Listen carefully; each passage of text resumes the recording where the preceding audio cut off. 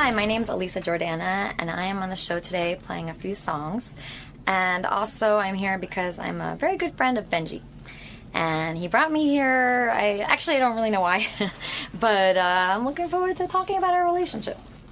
Now, I've heard through several conversations that this is a very complicated relationship. Well, from your end, it's not so complicated, but as always with Benji, it's very complicated because he really adores you. Yeah, he's an adorable person. I don't think it's actually that complicated. It's just we hang out. We're like best friends. We're like actually boyfriend and girlfriend without the sex. That's the only difference between a boyfriend and girlfriend and us. All right. Well, I'm looking forward to hearing Howard's take on all this. Me too. All right. Good luck today, Elisa. Thank you. You want to talk about her now? She was the guitarist in Cobra Starship from 2005 to 2007. She was kicked out of the band, basically. What was she, the guitarist? Oh, Guitarist. It's like a guitar with a keyboard on it. oh. Isn't that the thing that, like, wait a second, isn't that the thing that Randy used to play in Journey? Like that big That's funny.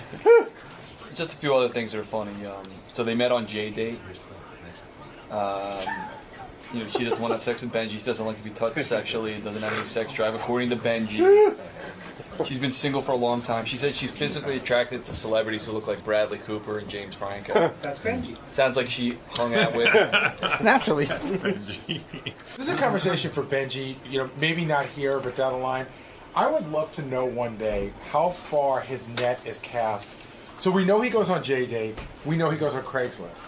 But I wonder, Facebook. Is he on weird? Is he on sites like Indian dating, where it's he could be on anything? I would love to know how far the net is cast of where he goes to fuck women. Has anyone ever seen his J-Date profile? No. I'd love We to know gotta find the it. picture he puts up and what he writes on there. That's If he uses his real name. yeah. Beautiful Probably eyes. not. Yeah. Benji, we started telling me about this girl he met, and I didn't know you met her on J-Date. Yeah. Yeah. What do you mean he met her on J-Date? Well, Benji's got this web that, I don't even know how far the web extends. I wish he'd be honest and tell me because, he's on all of these internet sites. I know he's on J-Date. I know he's on I know Craigslist. Craigslist. Used to be. You're not on Craigslist anymore? Nah, just. On all these lists, on J-Date, are you Benji Bronk or are you someone Well, you else? use a screen name. So Right. on J-Date, I'm Benjamin. Benjamin, okay. Yeah. So, he's what other can we ask what other websites are you on? Honestly, it's just J-Date and Facebook, and that's pretty much it now. Where Twitter. do you meet most of your women? Twitter? I haven't really. I guess J-Date in recent times, or Facebook. So Benji meets this girl, and it turns out he's been working her for weeks. And in fact, the way we found out about her, Benji did a stunt the other day. He was walking down the street. Yeah, bring her in, Gary. This is Elisa Jordana. He was walking with her through the streets. Come on in. Is it Alyssa or Elisa? Elisa. Elisa. Hi, Elisa. Come on in. Hi there. Hi. This is the greatest story ever. I'm still doing the setup, but help me with it. Okay. So the other day, Benji was walking down the street with Elisa, and he wanted to impress her, so he did his stunt in front of the CNN cameras where he got on CNN. Right. And he's so in love with Elisa. He even said to me, I don't know what it is with her. I don't know what it is with her. He's obviously completely smitten. And I said to him, well, how long has he known you, Elisa? He met you on J-Date. Right. We spoke on J-Date a few years ago. Right. But I was in LA at the time. You were in a and band, right? I was, yes. And the band has gone on to great success. Yes. Are you the Pete Best of that band? What is the name of that band? I am, actually, exactly. Yeah. What is the name of that band? Cobra Starship. Cobra Starship. They've had a couple of hits on Sirius Hits 1 and all that kind of thing. All the big radio stations. What is their hit? What happened? A few, they've had a lot of hits. The Snakes on a Plane. That was when I was in the band. Right. And then they had Good Girls Gone Bad. And now they have, I don't even know the name of the new song, but it's actually a bigger hit than the other ones. Right. Yeah. So unfortunately, she was in the band, and then they broke big. Yeah. But they kicked you out of the band because you used to bring people on the tour bus all the time, and they were weirdos, and they were stealing things, and they blamed you?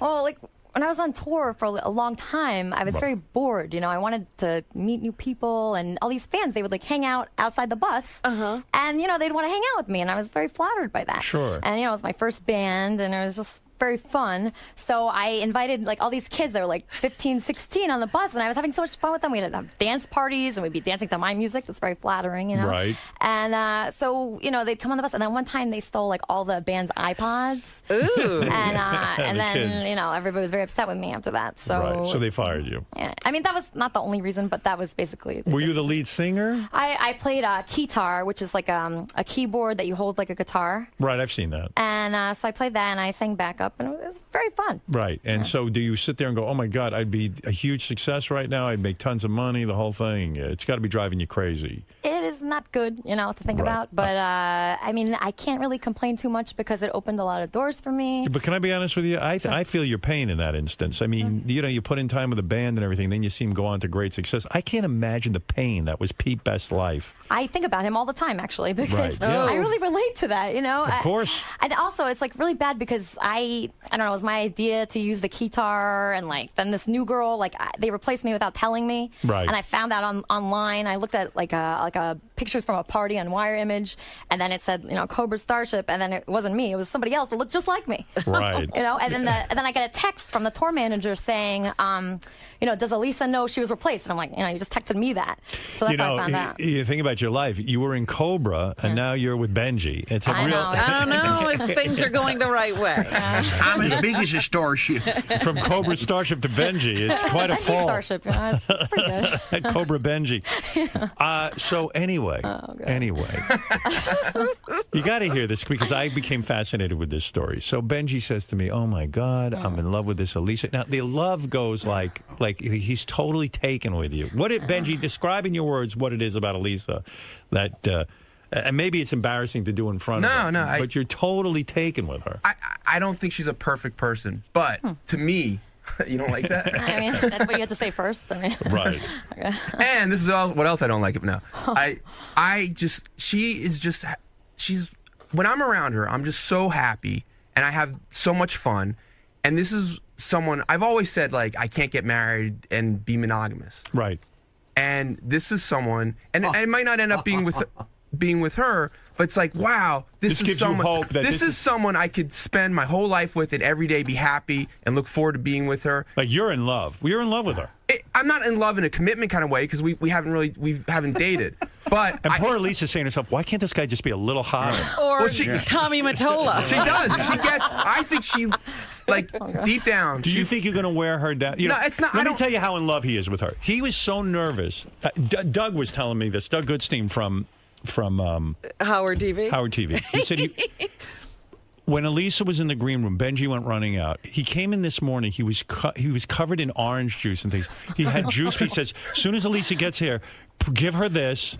Like he. How he had stuff for her. Like stuff for her. He Elisa, is it dangerous that you might end up taking advantage of the fact that he's so into you? I don't want to take advantage of him. 'Cause Right. I see that he's such a great person, you know, Right. just like towards everybody, not just me. But can you help it? Can I help it? Have you said to yourself, why can't I be attracted to this guy? I actually get sad sometimes. Like once in a while, we'll be like at the dinner or something. The other night we went to this like kind of a romantic dinner. Right. And I got so sad because you know there's like these people next to us. They're on a date and we're like having so much more fun than them. Right. You know, and I'm But you're comparing not myself. going back to your room Right. and going to bed. Actually, we slept in the same bed last night. Well, yeah. Now, You know, I mean- Benji says he was very nervous about he's more nervous about your appearance than you are. He's today. making me very nervous. Yeah, actually. right. He is, right? I'm sorry. Because like he was like, I have to be with you the night before the appearance. No, she told I me want to make that. sure that you get to bed early. Wait, no. Oh, no. She wanted me to stay with her last night. She wanted me to stay with her last night. You did? I mean, I like being around Benji. You know, I really do. Let's put it this Okay. way: is there any chance he could ever that you could imagine a scenario where you fuck him? it's like hard to say, you know. It really is because It could happen. you never know. I was friends with a guy for 3 years. We didn't do anything, and then at the end of the 3 years, then we hooked up. You know, so you just never know. He's been growing on me. I mean, He has? Like a fungi? maybe. not like a sexual way, but like, you know, in a friend. Nah, just be getting closer fatter. friend. Right. No, he's been going to the gym, and he actually grew his beard and his mustache. He's doing whatever he can to be attractive to you. Yeah, he Do you got like this a new guy with a little facial hair? I love it. You love it. I love it. You see? So he's growing facial hair. he is. Oh, there Yeah. it is. It's beautiful Okay. right now. He has this new outfit. He looks. Yeah. But it's Stunning. just you've described you're attracted to a guy who looks a little bit like the famous movie actor. I'm trying to think of the name. Bradley Cooper. Bradley Cooper. Oh God. Right. That is like the opposite of Benji. All right. I think they both have blue eyes, actually. So. Well, you're a very good-looking woman. I can see why Thanks, Benji's attracted to you. But I it's mean, not just looks. She's so, I don't know. What is it? She just has such a happy. Well, she's not super happy. She's actually she has a lot of. She's she dark? gets worried, huh? Is she dark? No, she's not dark. She's like a real caring, sweet person. But it's so fun to be around her. She's so alive. Here's what Benji said. One of the most amazing, beautiful spirits I have met in my life. Spirit. Whenever I'm around her, I'm so happy. Except when I get really sad that she's not into me. That's like the kind of thing that makes me real sad. You know? I kind of love everything about her. I even really like her mom. I've talked to her mom on the phone. Wow, he's even getting into the family. She's Hey, my exactly the woman I've always dreamed of, except that she's not into me. I know I'm not her type, and I know I'm not good looking, but I also think that she loves me, but not romantically, and I think a part of her gets very sad that she's not into me that way. Whenever we are both home, we are almost always on Skype. She gets upset when I want to hang up and tells me to just leave it on while I sleep. But I love being connected to her that way, too. So you keep your computer on with Benji? I do. So what the fuck? I mean, maybe I you're know. into him. What's going on? Can Talk, you be be into honest. a person, you know, just like mentally and emotionally and not physically? I feel like that's what's going on. Right. I mean, he's gross. It's like he's a girlfriend. I look at him and I like imagine. I like try to like imagine like, Him fucking. I do. I try to like because he like tells me stories of that he's good at certain things. And Eating out women. I've seen him do he it. said he's very good. You've seen him do it? I've seen him do it. Well, we've seen him demonstrate. Yeah, okay. I have Okay, this okay. cookie wrapper. yeah. I've seen him go to town on a woman. Yeah, a long time ago. Oh, I forgot about that. Oh yeah. He's real good on going. So he keeps describing that he could please you in ways you've never been pleased before. Right, but every guy says that. That's the thing. Of course, and They all say the also same thing. the guy. You have to be attracted to the guy to get off. I know. Well, that's what I'm Oh. telling. I'm telling her, a girl. That's not important for her, a girl to be attracted to the guy. Sure, it is. It doesn't matter. In the Something long run. about a guy has to turn a woman on in order for her to orgasm. Well, I'm trying to convince her it doesn't. Well, yeah, this is a new theory Benji's trying to promote. Now, you did something I think was sort of nice. You tried to say to Benji that you're asexual, that you don't have sex with people, but that's not the case, is it at all? Let's be honest. I mean, I don't like have sex for sport. Like, I don't go out to a club and be like, oh, I really want to get some tonight. You know, let me see how I can make that happen. You know, Right. I have to like love the person and want a relationship with them. Right. You know, and Benji, like, as soon as we start talking, he like talks about sex like right away. You know, and he's like, do you masturbate? Like, it's like that's not. I don't want to talk about that. Well, because I'd rather be asexual than talk about. No, that. the reason Excuse me, do you masturbate? So in other words, he's creepy. How big are your dildos? the reason because she did bring up early on like well, I'm not even into, like that kind of like being physical, and I found that fascinating. Right. And- Listen to me. If she was into a guy, if Bradley Cooper walked in, she'd be so sexual right now. It wouldn't even be funny. Aw. And meanwhile, Doug said when he walked into the green room to see Benji with Alicia, Elisa, he said it's so uncomfortable. Benji gazes at her like you feel like he's raping her with his eyes. It's uncomfortable in front of all you guys and stuff, but He said that you go No, into they're a trance. looking at you. I know. Looking at her. I am nervous today because I know I want her to do so well, and I want her to have a fun time, and I want you guys to see. I know it's there, and I want the world to see that. You feel that she's Billy Joel. Well, not that. I told her she got mad about that. Not that Billy Joel. And not I'm that Christy Billy Joel. Brinkley. Which Billy Joel? Do you find him correcting himself a lot? Like because a lot of things he says are ridiculous. I just think the Billy Joel thing. I don't want people to be listening for that. What I meant was like she really has. She's not just You like are in love, my man. she's not like a voice tracker or whatever it's called. Like the You know what's funny about you? That she's a classically trained pianist. If she started fucking you, Well, how soon would All you of get this bored? would go I don't- away. I said the same exact thing. I don't think Same so. exact thing, yeah. Listen, I don't know, but I know I You would just settle down with her. would I get married tomorrow? No, but Okay. maybe next Monday. Yeah. All right. You're really in love. Are you in love? Not in a Are commitment way. you in love? Yeah. Okay. I love her. I love her who she is. I love her. How long Yeah. are you going to keep this up if she's not going to have sex with you? Does he know? I told her I have a 60-year plan. No, come on. Seriously. How? Because I know you. I don't know. Sometimes you will nag her forever. No, I don't know. Like Have you had sex with other women while you've known Elisa in the sense that like since we've met each other, yes. you have because she's just not going to give you money. Have you kissed her? No. Are you ever going to kiss him even? Or would you throw up in his mouth? Or in your own mouth? It's really hard to tell right now. There's no way you'd want to kiss him. I don't blame you. I mean, I think Benji's a great guy. You do? But yeah, but So I mean, is Benji just someone who's taking up the space until you find someone you really want to be with? yes. Like, you're going to drop him like a hot potato if you find a guy you really like you're into.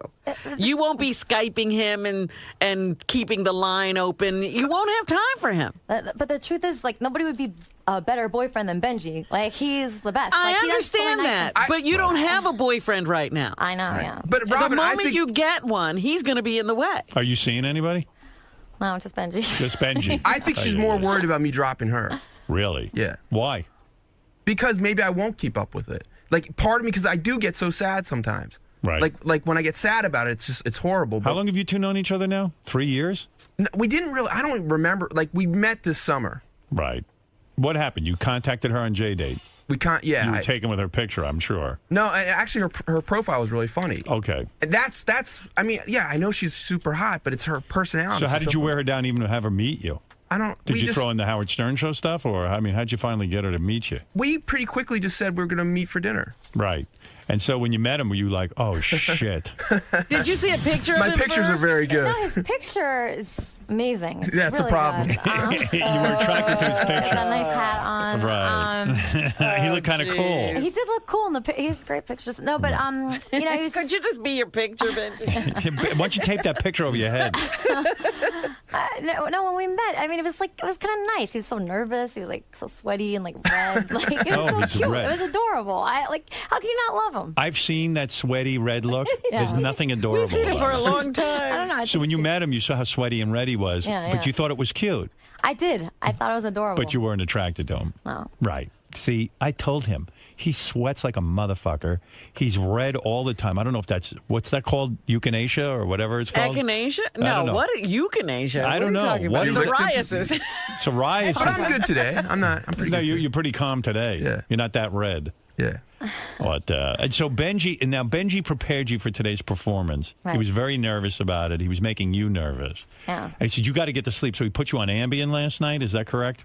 Well, we were at dinner the other night, and he mentioned that I might need an Ambien to wake up early today. Right. And I actually, when we were at dinner, I had a date after the dinner. Wow. And then I was thinking, like, I don't know. Then I planned the date next door to where we were eating. Right. So Benji said he didn't know how long it would take to kick in the Ambien. So he took an Ambien, I took an Ambien. Right. Before your date? Before my date. And then I said, Benji, you know, I'm really scared. I'm going to fall asleep on this date. Make sure nothing happens Oh, to me. he didn't want you on the date. Yeah, so he came No, on the that's date. not why. Oh, dude. No, I didn't know she had a Gave date. her an Ambien before the date? No, I didn't know she had a date. So what happened when you went on the date? You must have been exhausted. Well, I was on the date, and then Benji was like two tables down. Like, Watching and the I- date? God. No, wait. She asked me to my come. God. Wait. Why would you go on her date? No, he She was great. she begged me to come because she was scared to go. Why would you go? Because I okay. asked him to, though. So was the guy a nice guy that you went on the I date? don't remember because I don't even remember what Right, happened. 'cause I was she's on falling asleep. Ambien. And I look in the corner and there's Benji and his head's down, he's sleeping. And then I don't even know what happened to my date. Then I go over to Benji. I think Benji, here's how Benji had it in his head, because I'm a dude. Ambien can get you a little bit horny. No, Howard. That's I what think, happened to me. yeah, I think he figured you go on Ambien. He's Since trying you- to drug her to get sex? Well, not drug her, but yeah, okay, drug her. Like I've done that with After we Quaaludes eat with beans. girls. I when was mean, in people do college. it with alcohol. Yeah, I mean, I Howard, think he was I hoping swear- to loosen her up a no, little, and then she no. wouldn't know Well, what she was it did doing. because apparently I told him I wanted to hook up with him that night. But I didn't try anything. No. Because we fell asleep together at the bar. And she was looking at me and she was like turning her head back and forth. She was like, maybe I could hook up with you. I told you that That got me back on totally waking up. But I was like, I didn't, of course I didn't do anything. But she's asked me. She was worried about getting up in time. Right. Well, here's. So can I you be give honest? a person an Ambien. Well, I told her not to take it. I said for me it might take like 2 hours for effect. For her it might take like 15 minutes. I said to wait till you get home. So you took the Ambien. You fell asleep during your date. Right. And that's it. So now you missed out on the date. The guy probably thought you were weird. Plus you were He never with called me. Yeah, and you were with Benji. Right. You got a I don't think he saw stalker. Benji. Right. Benji, I'm picking up the vibe that, she thinks you're a fun guy and everything, the way that she thinks some of her girlfriends are fun. But I think you're wasting your time here in terms of a romantic relationship, honestly. I get what you're saying if like my only goal is like it has to be her. But every time whenever I'm with her, I love being around her. Right. So I know it sounds real gay, but it's a joy to be around her. And I mean, you've done everything to impress her. You've even gotten her on the show. I mean, let's face it. I mean, if that doesn't work in terms of getting in her pants or at least even feeling her up and making out with her, it's never going to happen. It's just not going to happen. We've even sort of jokingly, but sort of seriously talked about like, hey, we should move in together, get a bed with like a wall. And honestly, she would get married to me if it was like a non-sexual marriage almost. Great for you. Oh, that's what you want to be in, a non-sexual marriage. Well, soul-wise and brain-wise, I'm happy. I mean, she's real pretty. Certainly the prettiest girl you'd ever date. I've dated a lot of pretty girls. Pretty girls before. No, he's We've had pretty seen other girls. But not, Howard, every not time as good going as up. this, though. All right. That blonde was pretty cute. Yeah, she was And real Sheila cute. and Tracy. Sheila and was cute. But this one's a prize. And she was in a band that almost made, that made it without her, but she was in it. Well, let me hear some of this music because he also says that she's so incredibly talented that the world should know her. Yes. And leave out Billy Joel, but it's like Katy Perry, Lady Gaga. This girl's the next one. Wow. All right. I need to hear this. Aren't you afraid by promoting her? Let's say she is the next I thought Lady of Gaga. exactly what you're saying. You're going to lose She's going her. to blow up today. Right. And she's going to probably go on a tour and everything. Yeah, maybe I will, but that's not, it doesn't matter. Right. Oh. I swear, every time she looks at you, it's almost like she's saying, why can't I convince myself to love this guy? I Good feel for lighting you. in here, though. He looks good right now. He looks good, right? Yeah. But you can't always depend on that lighting. Right. Can you carry that light we could around get that for the apartment. everywhere? TV, can you light Benji's apartment so he looks like this? Hey, he doesn't look bad sitting there at his job, right? Yeah, he looks pretty cool over there. Well, you know what it is? A guy's always sexier at his job. It's true. Stare at him, stand up and look at him a little bit so that you can see. Does he look It's a good presentation right now. right now, right? Problem is when he gets out of that seat, yeah. he looks kind of fucked up. He doesn't stay there all the time. Yeah. You're looking, right? I see you looking, trying to be You're attractive. trying to find It it. just sucks because the guys that I think are like so hot, they're such jerks, you know? Right. So it's like really messed up. Yeah. Yeah. Well, force yourself to love him. I'm trying. Okay. All right. That's good.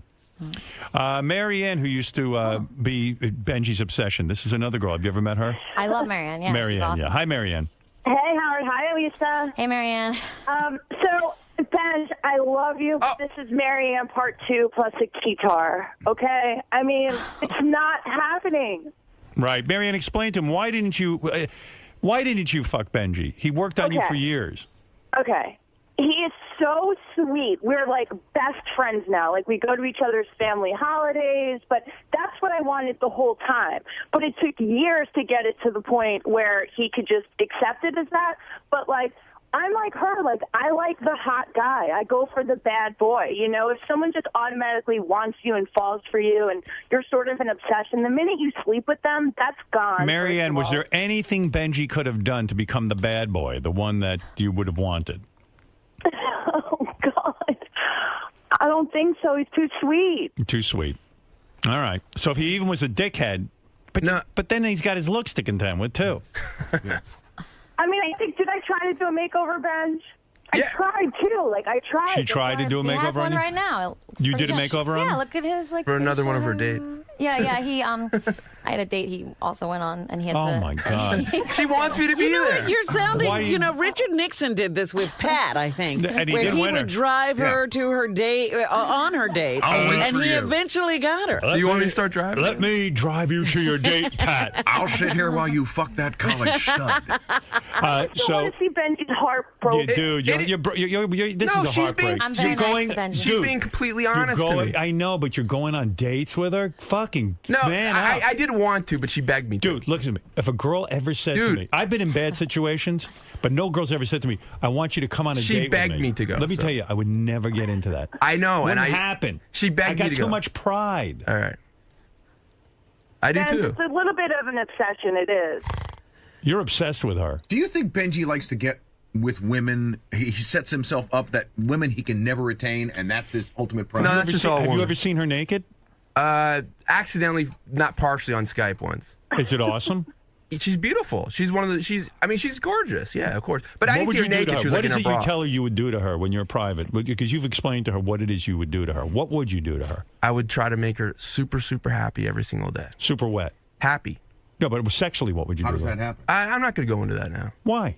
You told her. I don't know because that's not where we're at right Cunnilingus, now. right? That's your thing. In other words, I don't. Have you ever said to her, "Listen, let me just lick you down there and see if you can get into it"? I'm going to try that later this week. Has she ever said that to you? Hasn't. I don't think so. Not He yet. said it to me. I can picture him doing that, like going, "Listen, I'm telling you, if I lick you, you'll get turned on." Well, we made He it. does Exactly what say he that said. to people. Well, I we think made he actually did say we that. had a did. conversation like that I've heard because he said it. this is where the asexual thing comes from, and I don't believe that anymore completely. But like, Elisa is very like she's. I don't think she's. Have you ever had an orgasm with a guy? Yes, Benji. Oh, she told me no. Well, I of mean, course it's she just like- told you no. It's just, I don't want to really talk about that stuff like late night over Skype. And Oh, it's but just I don't want He to wants to talk get- sexy, All right, you so know? I didn't know, but when I believed her. Did when you she jerk told me. off to her? No, I haven't You've jerked off never to her. closed your eyes and thought about her and jerked off? I really don't think I have. Lying. I'm saying I don't know why. I'm jerking off to her now. Why aren't you? I don't know. All right, I'm not. good. It's not. I don't know. I look at her what? pictures. I think she's beautiful. Right. And I see her and I think she's beautiful. You used to But jerk off to Marianne, didn't you? I don't think. Oh, I man, may. get out I of know here. she's popped in my head, but I don't think.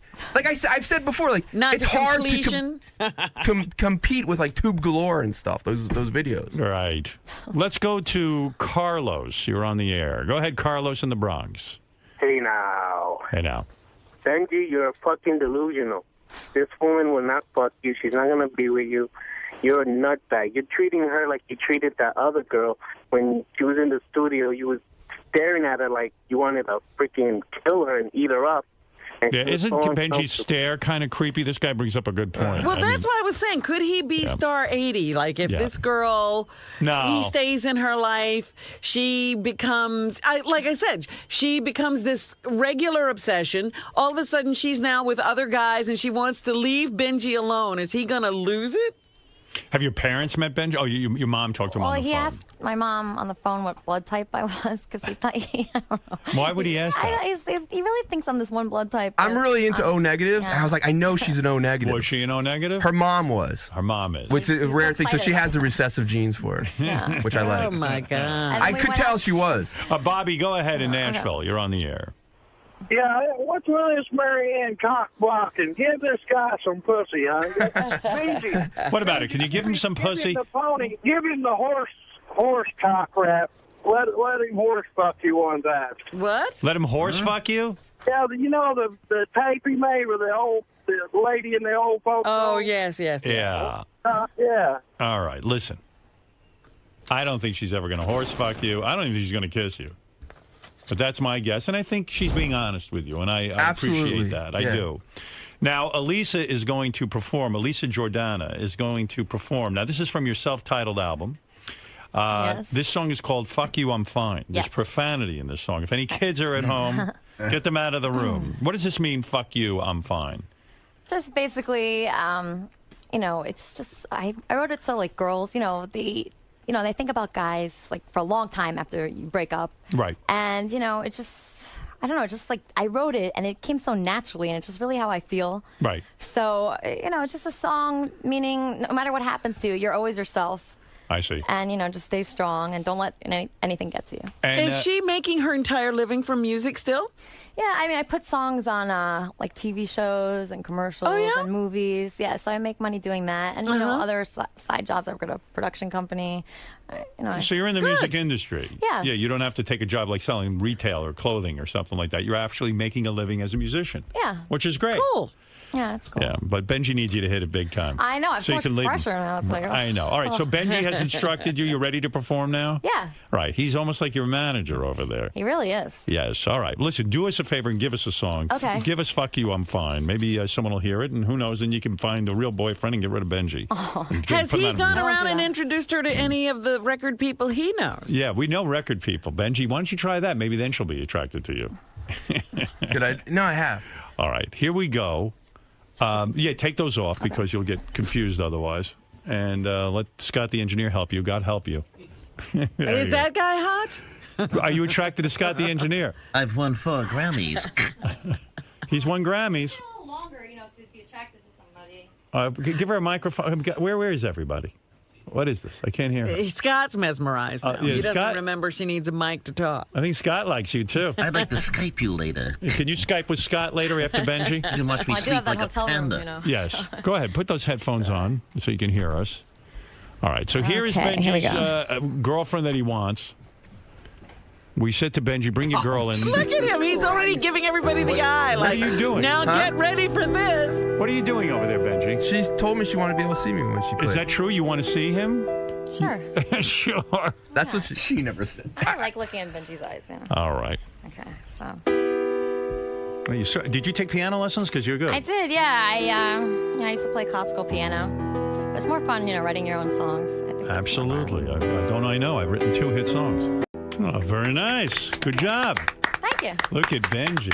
Oh, my God. Look at him. Look at him. Like he See, I performed. told you. He did a good job. Song kind of reminds me of your situation with Benji. It's Wasting like, all my time. I was like, why not look at Benji when you sing this song? Get out of you're my not life. even my type. I mean, No, really. but that just shows that I went out with somebody that wasn't my type and it ended up being my type, so you never know. Right, you never know. Benji should hang in there with you. Well, listen, it's really wonderful to meet you, Elisa. I've heard so much about Hey, you. till Howard. I'm nauseous. Yes. Yes. Would you want to, like, she has so many, would you want to hear, like, 30 seconds of another song? Now, Benji, look, listen. I like Elisa. I see why you like her. She's a very charming woman. But I'm going to have a talk with you. Okay. I don't know if you want to talk now, you want it on after she leaves or whatever. Could she put the song over But I'm going it, to or- spell it out for you. Yeah.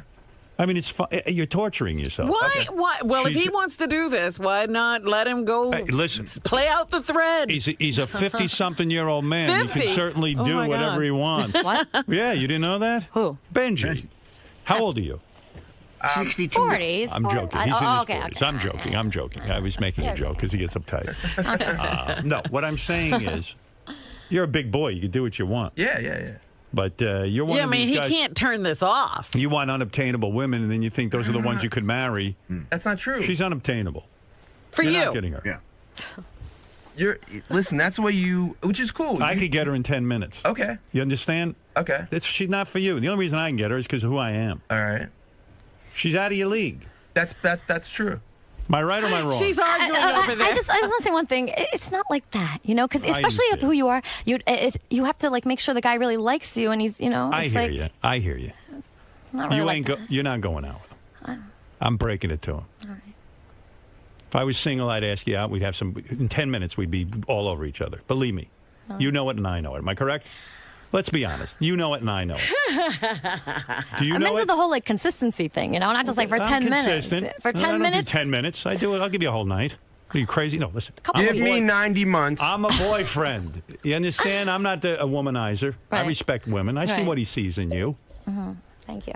You're not seeing it in him. That's all. You're being honest. I admire that. You're not leading him on. You're telling him, Benji, I'm not into you sexually. I don't know what to tell you. Not attracted to you. But then again, she does lead him on. No, she doesn't. Yes, she does. Spending all this time with you, Skyping all the time, all of that stuff gives you hope. Listen, but that's true. We like being around each other. You make a good point. Sure, but she doesn't want out of it what you want out of it. I know that, and maybe it'll get to a point where I'm like, it's not worth it. It hurts me too much. But the good feelings I feel are more than that at this point. So you don't mind her using you? She's not using me at all. Yes, she is. What? Yes, she is. She's using you. Are No, you she's not. using Benji in a way? In a way. You mean like to be my friend? Yeah. Or well, I mean, I don't think that's using because I give back. I encourage him, to do things like I encourage him to do the CNN thing, and like I don't know. I just She loved that. I loved it. It was so fun. I love being with Benji. He'll do anything, Didn't you almost get killed? Yeah, I think that was her plan. Like I've instructed I have 3 daughters, and then they'll say to me, "What's with guys? A lot of guys, all they want to do is have sex. They don't want to be friends." And I go, "Listen, let me explain the world to you. This is the way it is. I'm your father. It's like that. I tell girls that too. I'm a guy. If I want a friend, I'll call Fafa Fooey. Stare at him. A lot of the guys in the office are sort of with Robin in the sense that maybe you should just say, "Hey, Benji, you're a good friend, but it's not going to happen. It's never going to happen. I'm not Skyping with you. I'm not sleeping in bed with you. I'm not hanging out with you." Skyping is different than sleep. I don't know. But maybe maybe she genuinely likes being his friend. Yeah, but it's too much. She's So he should using stop. him to even keep other guys at bay. She's taking him on dates. It's ridiculous what they're doing. Well, maybe you're right. It does give Benji false hope, although Benji should. The onus is on him to Of understand course. it as well. Can't blame her. But she should say, maybe she should say, "Never going to happen." Just so you know, never going to happen. Maybe we. She told him. That's why I said the asexual thing. And by the way, then she gives him the little, "Oh well, maybe I saw it the other night for a second." Isn't she even that beautiful? song sort of Look says, at her. "Hey, I was with a guy I didn't She's like." a very pretty girl. There's no question. She's wonderful. You're in love. Yeah. I get that. It's a one-way But street. in like I this said, it's relationship. opened my heart to the fact that if it's not with her, I'm going to find Then someone go that has the same. find that person. Oh, Fred, it's not all I like like when- I think him and Mariana are a very good couple. I like when Benji starts in with the sex talk with you to get you worked up, and you totally No, are it's repulsed. not. That was from when she gave me the impression that she never had gotten off with a guy before. Yeah, all right. Hey, can I just tell you one more thing about her being Tried everything. asexual, which is really funny? Ronnie had a birthday party the other night. He was at Rick's. So Benji brought her to Rick's, and he goes, "What'd you think of your first time at Rick's?" She goes, "Oh, this is my first time at Rick's. I'm here all the time. I know." She did the menu. You go to Rick's a lot? It's a fun place. They have good food. Do you Lobster. ever, make out with the girls or anything? No. Once in a while for fun, like touch the titties and they touch yours? No, not really. Why? I don't really want Do that. the girls come on to you a little bit? I like talking to them. I mean, they're very Right. friendly. Do they ever try to kiss you? They try to grab me. I mean, if they do that, that's like nothing. I'll let them do that. Do you ever Skype with them? No, I mean, they're not. You as ever been good with a girl conversations. sexually? That's something you know. No. What? Just trying to think. It might have been a long time ago. You might have tried. All right, so you have. So you'd rather be with a girl than Benji. Depends what girl. All right, there you go. So there it is. She's even picky with the girl. I'll get a sex change for her. Well, look, what am I going to tell you? I wish you luck. Elisa Thank you. Jordana. Her self-titled album is available now on iTunes. And for more information, you can go to elisajordana.com. And Elisa has a lot of information about herself there, I guess, right? How you can get in contact, how you can give her a record contract, too. My email's on there. You wouldn't mind that. That'd be fun. And listen, that's it. I mean, there's a lot of people on the phone who basically want to advise Benji. I'll let a couple of them through, and then we'll end this. Tom, go ahead. Yeah, Benji, you're totally wasting your time, dude. I was with a girl I did the same thing with, got with her. Was 5 years later, she's gone. Big waste of my time. Did you have a nice time for a couple years? Yeah, but I got to tell you, before I was famous, I knew. Listen, I was in the same boat you were. Look at my face. You understand? But you didn't go this way. Robin, I'll tell you what. I always had my dignity. There were girls I liked, and there were girls I would hang around and see if something could happen. Mm-hmm. But if it didn't happen within 2 to 3 days. Wow. 2 to 3 days. 2 to 3 days. If there was, I could tell if a girl's into me or not. If it didn't happen, that was it. Goodbye. On to the next situation. Take Howard's advice, Benj. Listen. Hey, I'm not It's a one-way dating. street. I'm dating chicks right now. All right, So okay. This is someone I love being with. But this might keep you from having intimacy. It might. With other women who actually are into you. It might. And then if How long things have before to- she says, fuck you, I'm fine? Let's be honest. Aw. All right. Well, Elisa, thank you. Thank you for having me. And good luck with the career. Sure, don't want to hear 20 seconds of another song. Why? It's okay, Benji. It's It's so okay. He's in love. He wants to hear you play every second. I know. But like 10 seconds of another song, it's so good. You do any covers? No, not really. You don't like anyone else? Sometimes, like Sometimes it's more, yeah, right. You just got to hear 20 seconds of This Town. Oh. Why didn't you tell her to do This Town if that's the better song? I don't know. I was too mesmerized. All right, do 20 seconds of Okay, This Town. okay. All right, Benji's going to have a fit. And I got to sit here with him. You don't. He's got time bomb.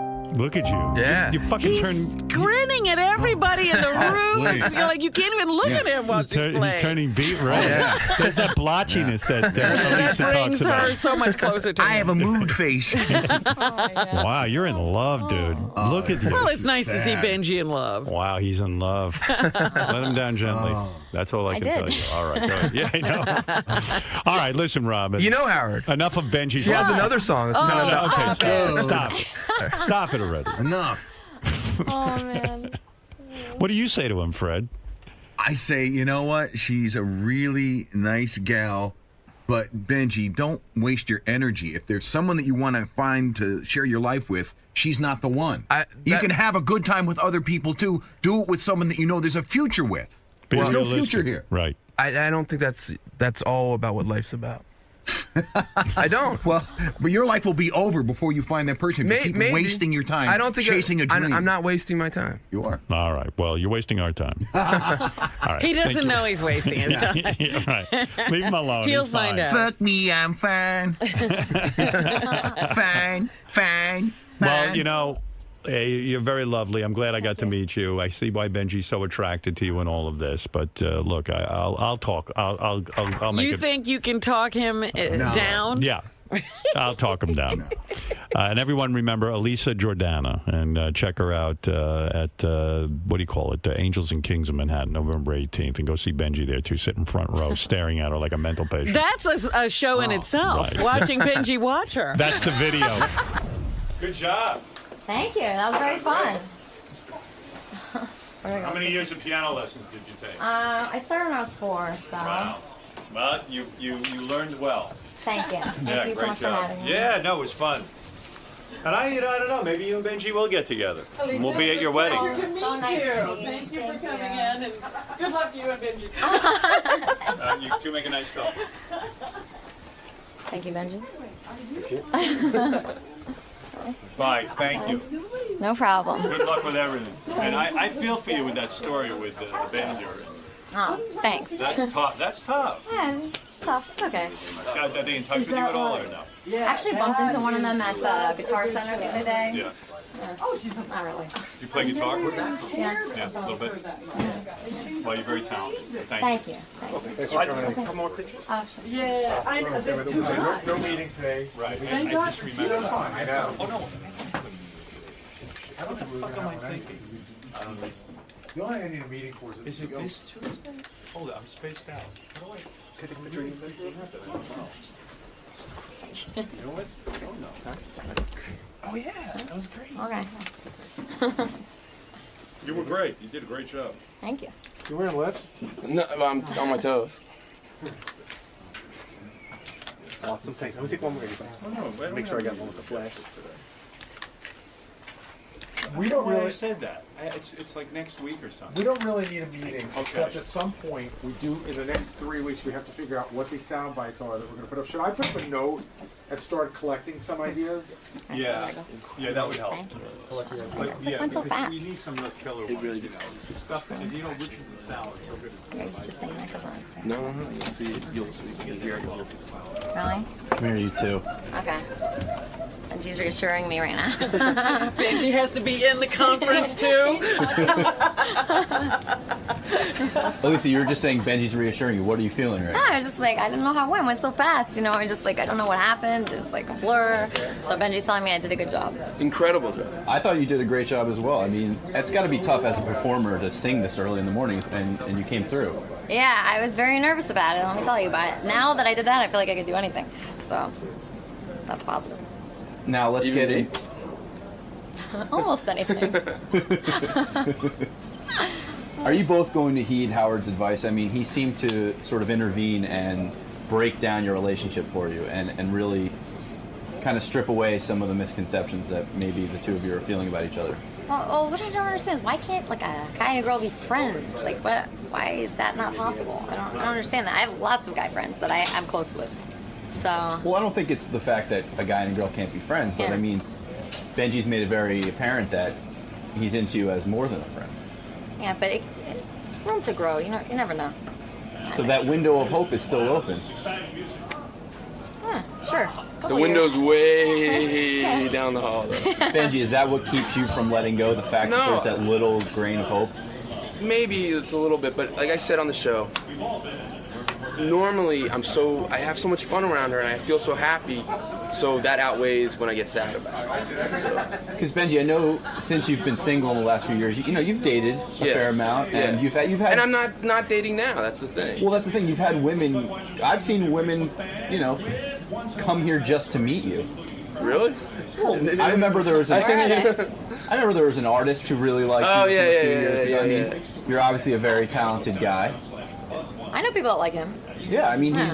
he's as much as they tease him in there. I mean, he's a great guy, and there are women that want him.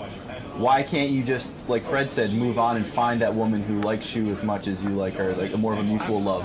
I'm not. It's like you guys are so quick to say, "Oh, kill that dream" and everything, or you have to, like Howard always says, "Oh, well, you're not making money at that fun hobby. Why are you doing that? You're wasting your time." I don't feel like I'm wasting my time. So if I feel like that, then I will. But a hobby or a dream isn't reciprocal. Love is. It has to be. Well, I actually, like I said, I think deep down she has feelings for me. Not exactly romantic, but I know she has feelings, and I know she gets sad about that she's not attracted to me. So you never know. So give it time. That's such a sad statement, right there. It's like, I mean, we've been out to dinner. She gets real sad, So. It bums you out, Elisa, the fact that you're not able to love him as much as he may. no, I love him, but But romantically. yeah. You hardly know him. How could you love him? Yeah, he's a lovable guy. We spend Ronnie, you don't know how much time we spend together. No, but even if you meet somebody for a week, like I fall in love, but I could love somebody, I understand what you're saying, but it's not the love that he's thinking. Right. But it could be different, Some friends feel differently about each other, It doesn't have to be exactly the same. Better get hurt, man. That's all I know. I would never hurt him. That's the thing. I But wouldn't. you don't realize it. You are, in a way. Oh, Ronnie. No, you are. Ronnie, it's not. I mean, Because you got different feelings. Don't you get it? it's okay though. I'm not trying to be nasty about it. I'm just telling you. No, I know. That you have way different feelings. I've been there. I've done this a long But time what ago. I've said is, it's great to be open to that, to realize that you can have feelings like that. Yeah, but you think you're gonna turn her around? Sometimes I think that. Sometimes I think. Well, I wish you luck, that man. way. I wish you luck. Thanks. But did you She's like a her great song? girl. She sings great. Did you hear "Fuck You on Fire"? Yeah, I Did love you hear "This Town"? Yeah, I heard it. You got to hear "You're So Beautiful." She's very good. You're in love. It's a great one. I'm in love. You're in love. No, it's a great, incredible. You're in love. I'm in love. You're so in love. Yeah, You're you're in so love. in love. Yeah. All right. Actually, that song is very similar to our situation in a way. So. All right. All right, you two. Okay. Hope everything gets figured out. Thank you. Kiss her goodbye. I will. What? That's it? It was incredible. Yeah. Yeah. I'll see you at the hotel later. See you in our room. Not I'm even gonna get it for another night, right? All right. Not even a kiss on the. No, there's no kissing Elisa, and friends. I mean, Alicia, Lisa. you call me. Yes, there's a kiss. Yeah. A little. I'm kissing both. cheek. I'm gonna walk through the door. All right. Okay. Okay. You want- I you gotta have get my her? stuff. I gotta Okay. get all my stuff. Yeah. All right. I obviously see that there are sort of confusing feelings for him. You like him mostly as a friend, obviously. They went over all of that inside. If you were to quantify the percentage of chance Benji has, what would you put it at? Chance for what? For taking the relationship to a romantic level? It's gonna be like a year. I need like a year to figure it out. Now, in your past relationships, I know you mentioned some guys that maybe started out as friends. You mentioned one particular relationship Yeah. where after 3 years you hooked up and Yeah. all that. But in most of your past relationships, It takes me like 6 months. Really? You don't instantly like someone or feel an I do, attraction but to someone? those people I instantly like and I'm instantly attracted to, that never ends good, you know? Because then, you know, you just hook up with them right away, then they never talk to you again. So I'd rather have a Benji-like situation where you're not as attracted to the person, and then, you know, it develops over time. I'd rather that. Would you say the lack of, you know, sexual attraction is mostly due to Benji's looks, or is it just more of a connection thing? If he was like my style of look, we'd be married right now. What's your style of look? Like, you know, like a tall, like lanky, kind of like Jewish looking with like a scruffy, you know, face, and I don't know, skinny. Really? Yeah. So he just needs to grow a little bit, lose some weight, and not shave as much. But I can learn to love Benji. Just give me a year. Have me back in a year, and we'll see what happens. All right, I'll remember this. Yeah. All right. Thank you. Thanks for coming by, Lisa. No problem. Nice meeting you. Nice to meet you. Ben, do you think that today's segment made you look at her in a different light? That, you know, with all of your friends and coworkers. It made me a little sad. Like, I did get a little sad during it, like, because there is something sad about it. But, you know, we'll see. Seems like that window's still cracked open, though. It seems like you are lovable enough that she could come around. Thanks. But the fact that she's Tell her not that. instantly attracted to you, does that make you think that it might be a 'cause I don't- disingenuous thing with No, because I think, to me, like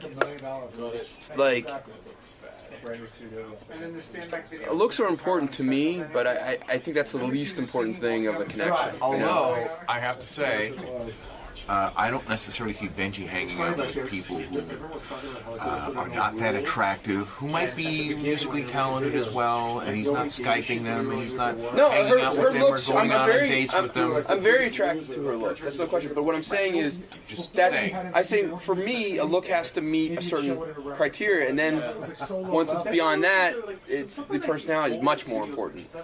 Like, you know, the initial attraction is based on physicality, but then once it gets what I'm saying is it has to meet that.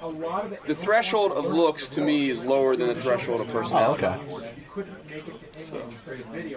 You're like Herman Cain explaining his view on abortion.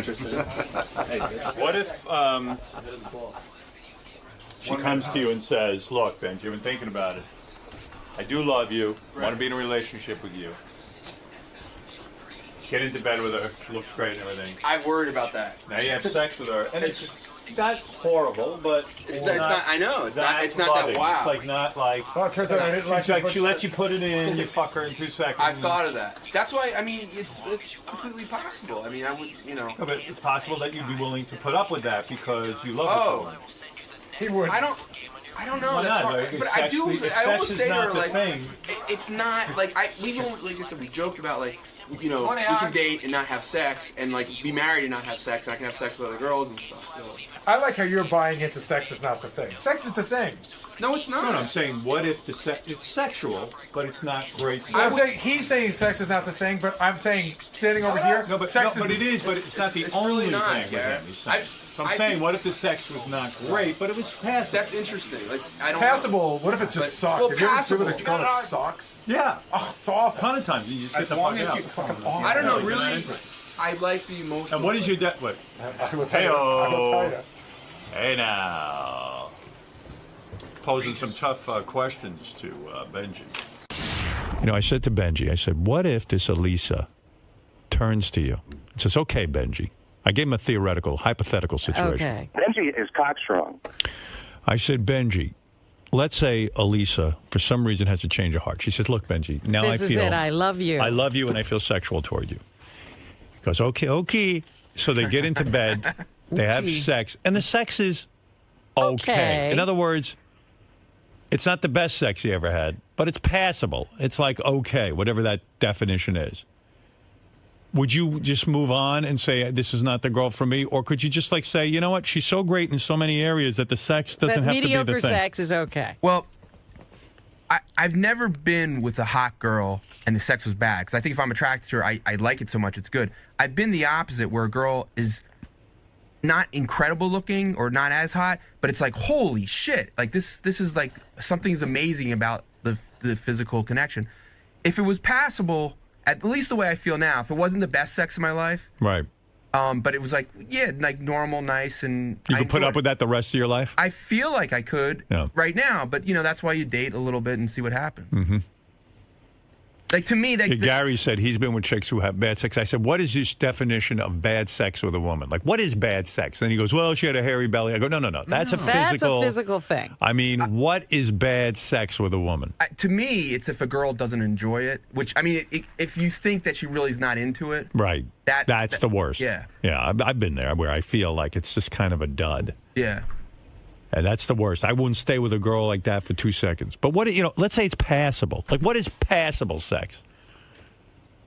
What's passable? Or what's bad sex to you? Well, bad, like the chick that I was with in college, she was like, she was doing her own thing. I can't explain it. She but wasn't with you at all. yeah, she was like doing her own thing. She was like just trying to get off, but not necessarily being with me. Right. And it was sort of like she was like in this whole other place. It was just like, and it wasn't like some chick I picked up. You know what I mean? Right. We were like a couple, but she was like doing her own thing, and she was sort of like, I don't know, a little.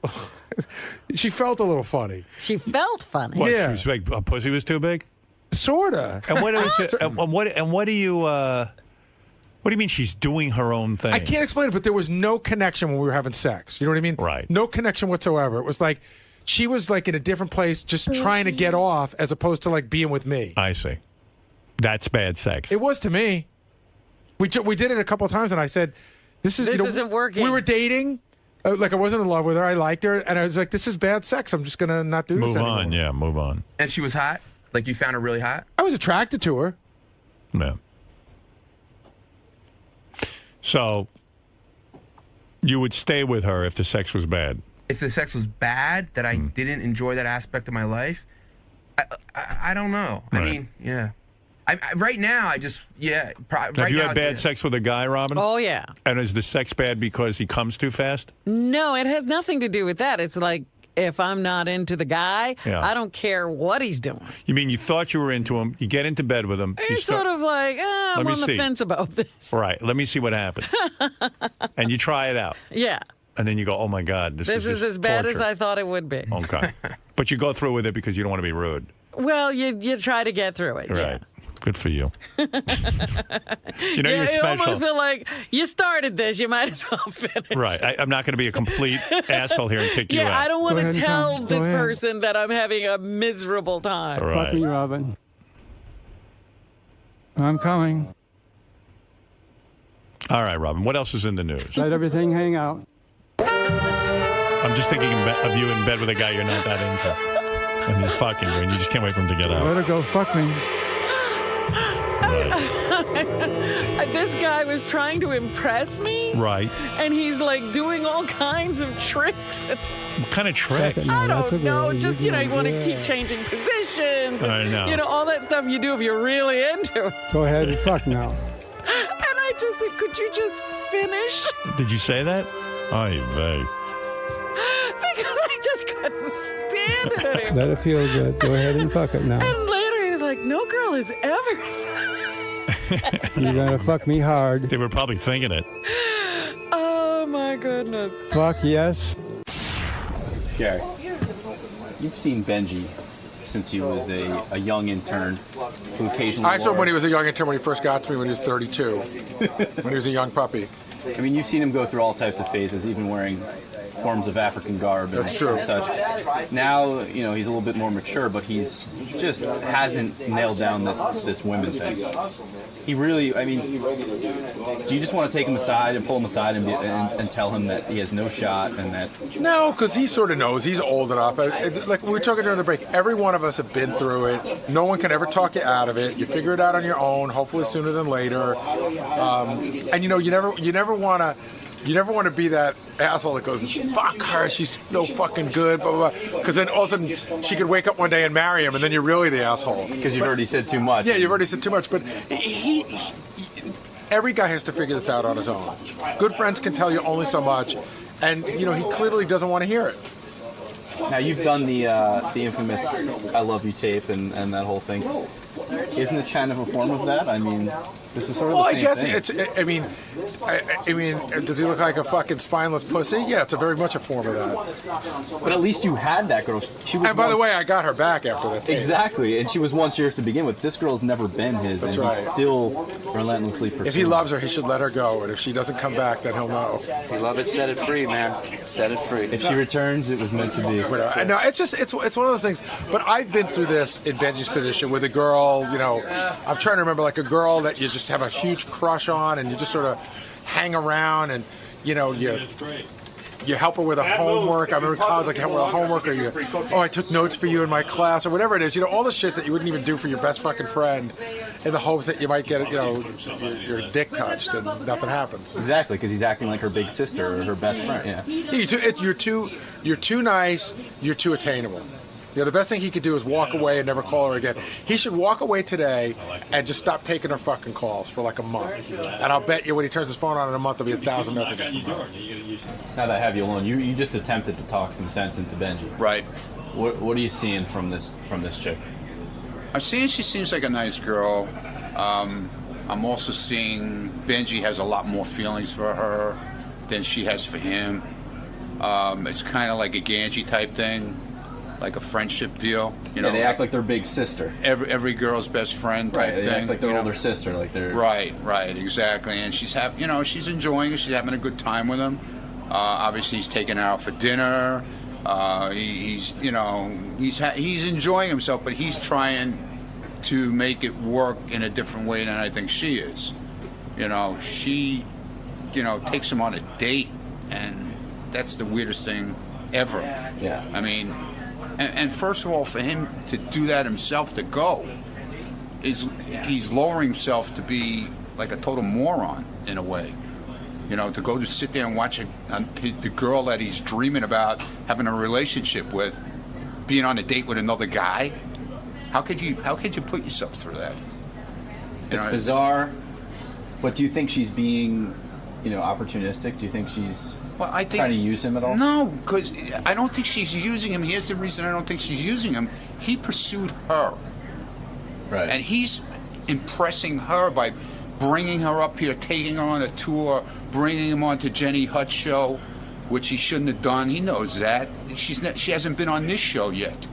She was scheduled on this show today, and he took her and put her on another show yesterday just to impress her, to running in front of the CNN camera and carrying on just to impress her. You know, he's making a little bit of a fool out of himself. Do you think if he was more aloof, if he tried to be a little bit more standoffish? I think if he tried to be a little more bad boy type, I think that's what she's more into. More than like the guy who's sweet. Because that's what she kept saying. He's too sweet. He's too sweet. He's sweet. Marianne said the same thing. A little more skull and crossbones, a little less... being overalls. every girl's best friend. Right. You know what I'm saying? Right. Like, hey, you don't want to hang out with me? Fuck you. I'll find someone else. Yeah, exactly. Now let me put some mambo on and get out of here. Yeah, a little spray and on your way. I hear you, man. That's good advice. Hopefully he'll listen to it. He's not going to listen. That's the problem. Benji does not listen. He's got to find out the hard way for himself. And unfortunately, he's going to get his heart broken, probably. Feel bad for him. What do you think? You think Benji's going to... He's going to get hurt. He's going to hurt himself. He's actually going to hurt himself. I tell you, the staff reaction on this, the question is he blinded by the camera, or is she using it? No. I don't She's think not using She's being it. upfront, though. Yeah. She's saying, I'm not into you. But she's an idiot. No, but she's not using him because the fact is, he brought her here. Right. She's not using him. He brought her to Jenny's show last night here. He brought her all around here. He's like a yenta. You know what it is? He's trying to impress her, but it's not going to work that way. When a guy knows the chick's out of his league, he goes everywhere. Right. I love Trying this. to get her a record contract. He's got so many issues. It's not going to work that way. You guys ought to do an intervention. Oh, please. I try to talk to him. He won't listen. You know, Benji never listens to He's anything. cocksure. What case is it? Cockstrong. Cockstrong. We're getting ready for your girl coming in. Your girlfriend's coming in. You excited? I'm very excited. Okay, so you might tape her sound check. Oh, Jordana. Jordana. You're gonna check. You're gonna do her sound check. You record it, or we'll have someone record you. Right. Sound check. What are you doing this for? What do you mean? This isn't usually the norm. Like people come in the morning of and rehearse, like all the big names and stuff. And that's not true. We have a lot of people do sound checks. Yeah. I know, like, no, she's just more comfortable. It's like her first time. She's nervous. Yeah. And it makes, it's like if you were the first time you're ever using a camera, you might want to try it out for a second first. Why doesn't she come in with her people? She doesn't have people. You're her people. Well, I mean, she will have people. All right. Okay. We'll take care of it. All right, you'll let us know. So all you gotta do, Benj, is that's it. It's the button right over here. See? Yeah. That's you turn it on. Really, show me. We're gonna do the whole thing. That's stop and start, right? Whoever's doing it, record, and the numbers are moving. Okay. So. Yeah, you could. Yeah, just hit it again. But make sure you always want to make sure the numbers are moving here. Okay. Matt, do you know where a battery for this is? A fresh one. Behind that rack. All right. It's rack. Now, is that better than an iPhone? What? To record on that. Is that easier for you? Yeah, this would be much easier for us. All right. All right. All right. Turn the silver button from off to on. Can you just put in a Google? Shoot. Always shoot wide. Contour HD. You hit the start stop that to record and make sure the numbers are moving. Right. It's recording. The numbers are moving. Now it's recording. That's moving. So it's recording. Okay.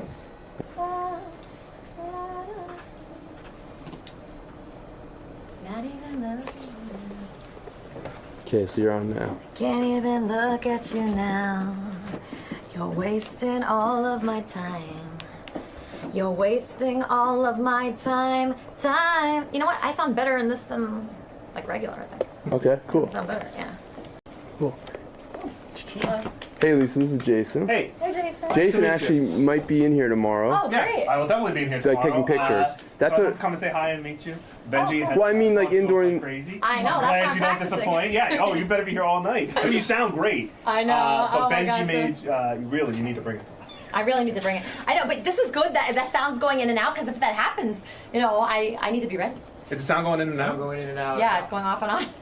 Just right now? That No, might like be that before I wireless. was playing. Is that the wireless maybe? Because Oh, maybe this plug wasn't in all the way. Hold on. Could be. Yeah, it's not. Well, those won't be the headphones you're using tomorrow. They're not? I'm Yeah, hoping. they're not. Oh, they are? Yeah. We'll make sure they're plugged in all the way. Try now. Okay. Yeah, because what is it usually? I thought they used the wired headphones. Where would they wire them from? I don't. Because, yeah, it was going like in and out, so. Continuously? Yeah. Like off and on? You know what? The batteries probably need to be replaced in that, which they usually do every morning. So we'll make I mean, I'll remind Scott tomorrow morning to Yeah. triple check that. Yeah. Thank you. But you sound great. I'm excited. It's gonna be awesome. I'm really excited. Oh, cool, cool. I read your notes. Very good stuff. So it should be awesome. But Benji, it's all about Benji. Interesting. Thanks, man. Yeah, Benji's a star. Benji's the star. Cool. All right. Well, have fun. Good song. Thank you. And I guess that's it. Ben, do you need me for anything? If you want, if you're up, she was, you don't have to. No. Whatever he wants to do. No, I gotta go. He's- Oh, okay, 'Cause I gotta head be here out. earlier tomorrow to shoot. What time are you coming in? It's like 6:30. Oh, okay. Cool. Cool. Awesome. Well, it's nice meeting you. It's very nice to meet you. Awesome. Ben, I'll see you later. See you, man. Chris, I'll see you later. Chris, I'll blame Scott for anything that goes wrong. Don't worry about it. Well done. Does it feel good? You know what? It felt pretty good. Even like that when that was happening, it was fine. Okay. Let me try that again. I should do it again, right? A lot of time. As much as you want, I'm cool. Do you want anyone else in here like to watch? To help? Let me get a little headphone function here.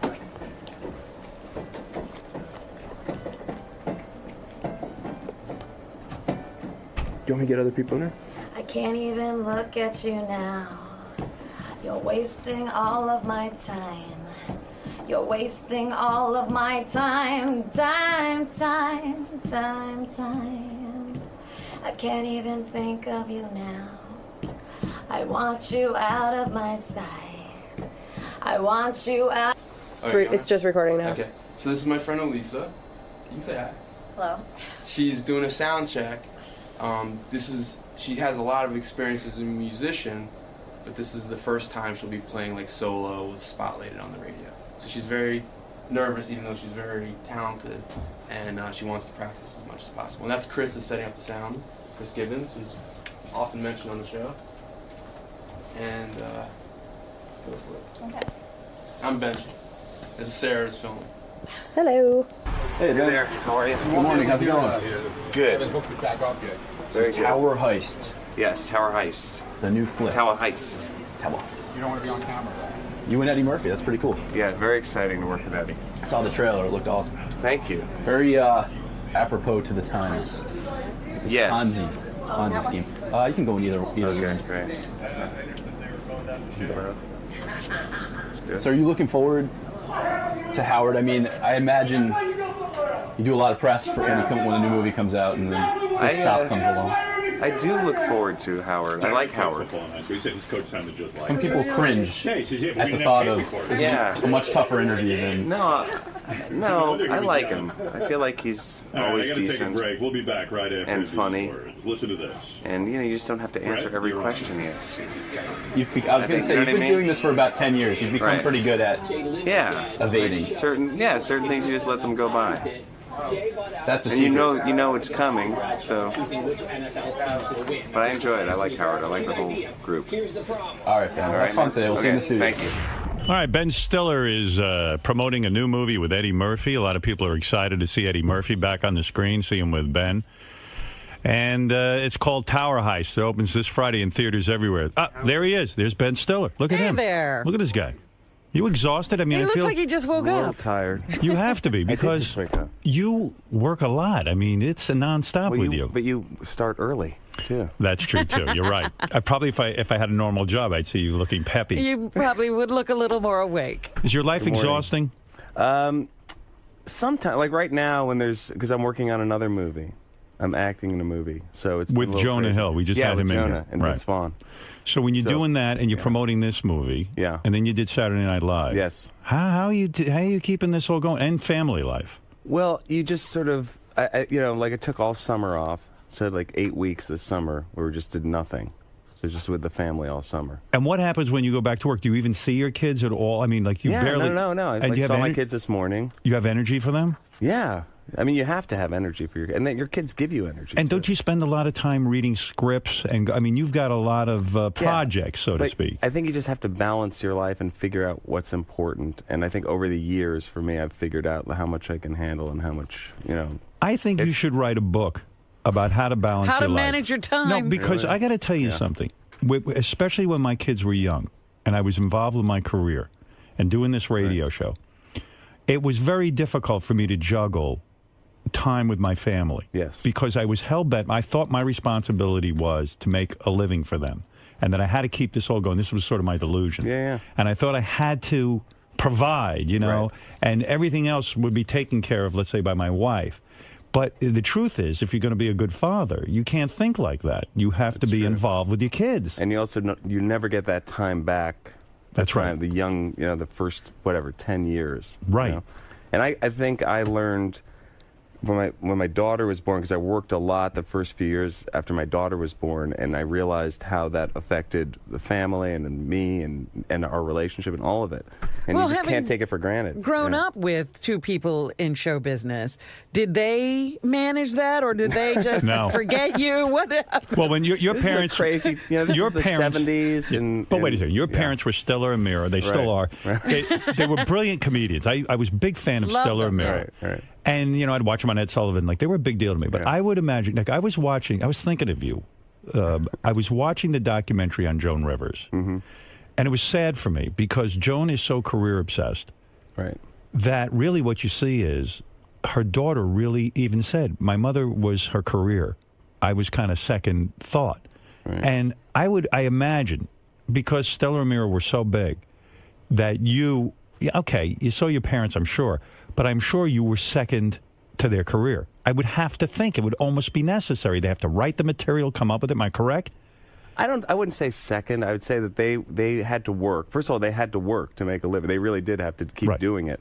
They were very. My mom, I think they worked together as a team. I think my father was more of the guy who was behind that. I think my mom wanted to just be an actress, and my dad wanted to do comedy and got her into doing comedy. Right. And then together they became, So in essence, she was not home a lot. I mean, they were on the road working. Well, we were living. They never went to California, so they stayed in New York because they wanted to live here. Right. And they would have to go on the road, and they would take us with them whenever they could. Right. So it was a crazy life. So sometimes they were there, sometimes they weren't there. You They didn't were always- resent their career? As a kid? Yeah. We didn't know anything else. But you know, it's felt like your parents- you felt cared for? I felt cared for. I mean, look, it wasn't perfect for Right. sure, but they loved us. They didn't abuse us. Right. But they were weren't very- there. Well, no, they were there when they were there, and then they weren't when they weren't. But Yeah. the tough thing was that they had to work together. So when they had to go, they both of them were. So there was Hazel, our housekeeper, who took care of us. So you were raised by Hazel? Hazel, for sure. Right. Yeah. Where is Hazel now? Yeah, Hazel do we stay in touch with her? Hazel's in Queens. Yes, she's Right. she's an amazing woman. She had 7 children of her own. Right. Wow. She's from Jamaica. We used to go and stay. She was living in Brooklyn when she was taking care of us. We used to go for sleepovers in Flatbush when I was a kid. With Hazel's 7 kids? Yeah. Yeah, we had so Wow. much fun. Did you find that Hazel's 7 kids were angry with you or jealous of you because you got Like, their who mother's... are you? probably You got know their what? mother, the pleasant Hazel. Well, they're great kids, but Right. they definitely, I bet there were some issues because she was with us 5 days a week. She would sleep over. Right. And be there, and she was there taking care of a lot of kids. And so you became sort of her favorite kids. I mean, you had to be. Well, her kids love her, though. She's amazing. And Right. she has grandkids now, and she adopted her stepsister. I mean, she's a saint. So your parents didn't throw Hazel into the street? When you were old enough to why take is- care of yourself. No, they were so grateful to her for being there. Did you ever have a fist fight with her kids or have to, like, fight with them? No, to- we got a lot. We used to play together. We'd make little home movies together. Right. We had good times. So you have said recently, because you're out promoting this movie stuff, but you talk about L.A. like it's poisonous. You moved your whole family to New York, right? And, well, you know, It's not poisonous. I just wanted to get back to New York after having grown up here and having kids. Now my daughter's 9, my son's 6. I wanted them to have an East Coast experience before they got too old. But explain to me, because I've heard a lot of actors and people who have to work in L.A. say, I can't stand L.A. I wish I could live in New York. I've been to L.A. It seems to me, now maybe, I'm delusional. But you don't live there. I don't live there. Yeah. I've never had the opportunity. It seems like fun. It seems like great weather. It's warm. The people seem nice enough. I mean, I don't think they're any less vapid than the people here or any more vapid than the people here. It seems kind of the same thing except with better weather. Am I crazy? I lock myself in the house anyway. What do I care where I live? No, it's different, I think. It's a little more isolated because you can live a life where you never have to go on the street. Even to come here to do your show, you have to go on the street and you have to. Right. Even if you were in an armored limousine, you still have to get out of the car and walk across the street to get into the building, right? Right. In Or LA, across you the don't. sidewalk. You don't have to do that, so you can literally live in your house or go to the studio or do whatever your life is and never interact with people. So you, because you're a comedian, a comic actor, you started to believe maybe that you weren't having enough life experience to. I just miss New York. I missed that experience of just I guess just the city but by the way, I want you to know something. I have figured out a way to be carried around where I don't actually see. I saw your He's armored living limousine like he's in downstairs. L.A. Yeah. It's amazing how I figured out how to live an LA lifestyle here in New York. No, but the second we moved out of LA, I started to appreciate it so much more. To appreciate LA. Yes, for sure. And isn't it true you have all of your business friends there, all the guys you create movies with? Yeah, you're yes. set up there. You have a studio, you have an office. I have a production company there, yeah. If you need to meet with Eddie Murphy and Brett Ratner, they're right there. It's not like they have to come fly into New York. I mean, it seems to me that would be the place for you. Yeah. Right. It is, yeah, it might be more convenient, but I think, I was talking, Jerry Seinfeld said that he likes living in New York because it's harder, and he likes it being harder. He does. He thinks that's healthy, and I think that's it's an interesting thing. It's because you do have to brave the elements, and you have to experience life. The guy I can't figure out. Oh, okay, but wait a second. Before I get to the guy I can't figure out. So now you've moved back to New York, and you bought an apartment in your parents' building. Is that true? That is true. In the building where you grew up. Isn't that crazy? Yeah, that does seem a little odd to me. I'll be honest with you. It didn't happen, but it didn't happen in that order. We got the apartment about 6 years ago. Why do you when want we to were live still- so close to your parents? Well- I would find that annoying. It's a little crazy. Right. It is, right? Like, I mean, what happened was about 6 years ago, we had been looking for a place in New York, and I was visiting my mom, and she said, "Oh, you should check out the Zabars are selling their apartment upstairs in our building." This is like the most New York Upper West Side. Right. So the Zabars had an apartment in the building that they were selling, and we looked at it. It's just as a lark, because I never in a million years thought I'd ever move back into the building I grew up in. Right. I mean, try for a new experience. Yeah. And the apartment had just been redone. They had 2 kids, the same age as our kids, so there were like 2 rooms for the kids. It was like turnkey, walk in. pied-à-terre, wonderful situation. Right. And I said to Christine, I said, like, this is crazy, this apartment. And she said, why don't we do it? Let's just do it. Let's just go for it. This was 6 years ago, not to move there, but just to have it as a place in the city. But wasn't Christine afraid to sort of move into the same building as your parents because your parents could become, I don't know your parents, but they could become obtrusive, that maybe they'd start to tell her how to raise the kids? We didn't think about that at that point. Or did you start to think about, like, they could watch the kids when we want to go out for a night or something like that? Sort of. Yeah, right. But they're built-in babysitters. They're not that kind of grandparent. They're Right. like the fun grandparents you go to, but they're, yeah. Well, what are the rules? Did Christine set down rules and say, listen, your parents just can't walk into the apartment? Or are are there they rules? just there all the time? No. The rules sort of got established through experience. I see. So we got the apartment there, and one day we were in the bedroom, and we were talking, and I looked in the doorway. My father was standing there. Right. In our bedroom. Right. Really? So that's when we first realized we had to establish some Is that boundaries. really true, or you're making a joke? I am not making a joke. You're saying your father showed up in the bedroom. And if I told you the layout of the apartment, it's deep into the apartment. Like it's not even like he just like was in like the hallway. And he didn't call out, hey! He No. just kept- And what was Christine wearing? Our own fault. I'm naked. It could have been anything. It really could have been anything. Does Christine call your father Dad, or does she call? What does she call him? She calls him Jerry. She does. Yeah. Right. Okay. But it was definitely that experience was like, okay, first of all, I need to lock the door. Right. That's my own fault. And then, but we actually do it to each other where we'll go downstairs and knock on the door. And we've established that there's respect and all that. So there was an actual conversation with your parents. You sat them Yes. down and you said, Oh, yeah. you had to say, No. look, there's boundaries. It's been a really crazy experience. And then we moved back to New York full time. Right. And now all of a sudden we're spending much more time at that apartment. So it is crazy. So it's the whole gang. It's Yeah. sort of a sitcom in a sense, It isn't is. it? I think Yeah. it could be. I was reading some article with you where you said that, I never considered, and I consider this very smart, you never considered yourself a stand-up comic or something, and you never tried to sort of go outside of what you felt comfortable with. You considered yourself a comic actor. You wanted to be a serious actor, and then Right. somehow you found you had a flair for comedy. Yeah, and director. That's what that was like always what I really wanted to do is direct movies more than anything. You But- say one of your biggest regrets is not directing certain movies. Like you've been handed certain movies to direct and you passed on them. I did. I passed on Goodwill Hunting, and I'm not going to say. I'm not going to say that I got offered it, but I got Right. sent the script. Yes. And I didn't get around to reading it. You're busy with your parents. Which really, Right. it's one You're of busy those- giving the kids their time. I think they said like there are these two guys, Matt Damon and Ben Affleck, attached to it. They're going to be in it. They wrote it. I'm like, give me a break. Is that something that haunts you, literally? I mean, seriously. I mean, Goodwill Hunting would have there's been so many choices down as you go down the road. Sure, there are ones you think like, that's a great movie. That would have been great if I had just picked it up and read it. Right. How many scripts do you read a week? I don't read. As few as possible. Is that really. true? Yeah. Can you look at a script and know it'll be a good movie? No, not necessarily. You can look at something and say it has potential, but usually, like once you find something, then it's a long process of working on it and developing. And how does one become a director? What do you have to be good at? Were you a photographer? Do you understand the camera? Do you understand what the camera can do? When I was a kid, I just started. I picked up a Super 8 camera and started making movies. Your own movies? Yeah, they weren't great, but I loved shooting the movies. I loved going to the movies, and But you never went to school for directing or something like that, did you? No, I never went to film school. I wanted to go to film school, but then I went to UCLA, and they had a theater department, and you couldn't start the film school till your junior year. I see. And then I quit before. Oh, you dropped out of school. Well, when do you find time to write? Because you also do that. I work with.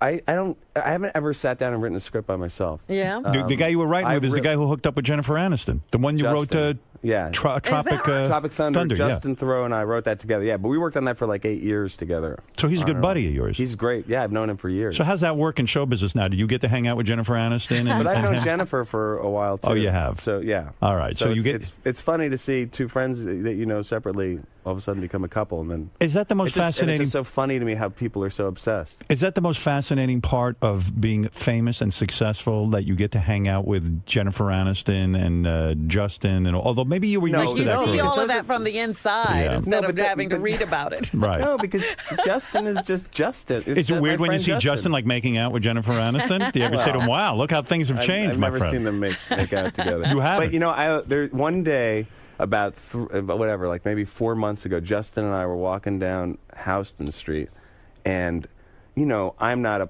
paparazzi magnet. Okay. Why not? I'm Why are having- you not a because I'm- pop? Because I have no idea. I'm Your boring. movies have I'm not- grossed. Your movies have grossed over $5 billion. You're one of the most popular movie stars, and yet you say you can walk down the street and paparazzi nobody pass cares. you Yeah, by. yeah. They don't care about Yeah, you. they don't care. So I'm walking down the street with Justin on House, and this is like 4 months ago. And there's one lone straggler paparazzi guy that happened upon us. Literally, he must have been heading to like go find Blake Lively or something. Right. And he sees me and he starts walking and just taking pictures across the street. And I'm like, oh, okay. And he finally, like for like 5 minutes, he's following us. And then he comes over and he's got his pad out. He's like from the Daily News or something. And he's like, okay, hey Ben, who's your friend? Who's your friend? I'm with Justin. I'm like, and Justin and I are like, doesn't matter, whatever. And this was like literally 2 weeks before this Jennifer whole thing broke. happened. Wow. Yeah. And and it's, the irony is that now it would be the other way around. Right. They'd say, "Hey, can you get out of the picture? We need to get Justin." with you? Yeah. See, but you need to talk to your wife about dating Jennifer Aniston. That's Yes, what you exactly. need to do. Now, the whole Eddie Murphy thing is fascinating to me. Yeah. Because he is a complete enigma to me. I am one of the biggest Eddie Murphy fans on the planet. Yeah. And as many people are. But I am obsessed with the guy. I think he's brilliant. I think he was the best stand-up comic, better than Richard Pryor. That's how I feel about Eddie He's Murphy. amazing, yeah. And yet the guy has gone into a complete shell. I saw him on Letterman the other night promoting the movie, and it was like he could barely even sort of get out a word. It's almost like he got so successful that he just kind of changed completely. Well, He went through that change they talk about in Hollywood, where a guy who didn't have money and all of a sudden he had money, and it completely changed his personality. Right? But how do we know that? We don't know that because he's been famous since he was 18. I know, but this guy's been successful for so long, and he's so iconic that I think, and he is mysterious. And I don't. All I know him is from working with him, and I had nothing but a great experience with him. I mean, He seems like a good guy. Yeah, I think but he is mysterious. When you do a movie with Eddie Murphy, do you hang out with Eddie Murphy? Do you go to his house and see what's happening over there? I haven't been to his house, but we we work together every day, and we hung out a little He bit. talks. He doesn't stay in his trailer. Yeah, no, and- I think he's a very shy guy. Right. I think he's he really. I mean, he's so good. When you're in a scene with him, it's crazy. He When gives you're, it like, his all. Well, he gives it, but his energy is like what you see on screen. That you're sitting there going, "Wow, you're feeling this Eddie Murphy thing coming at you. That's very powerful and real." Is he ad-libbing a lot?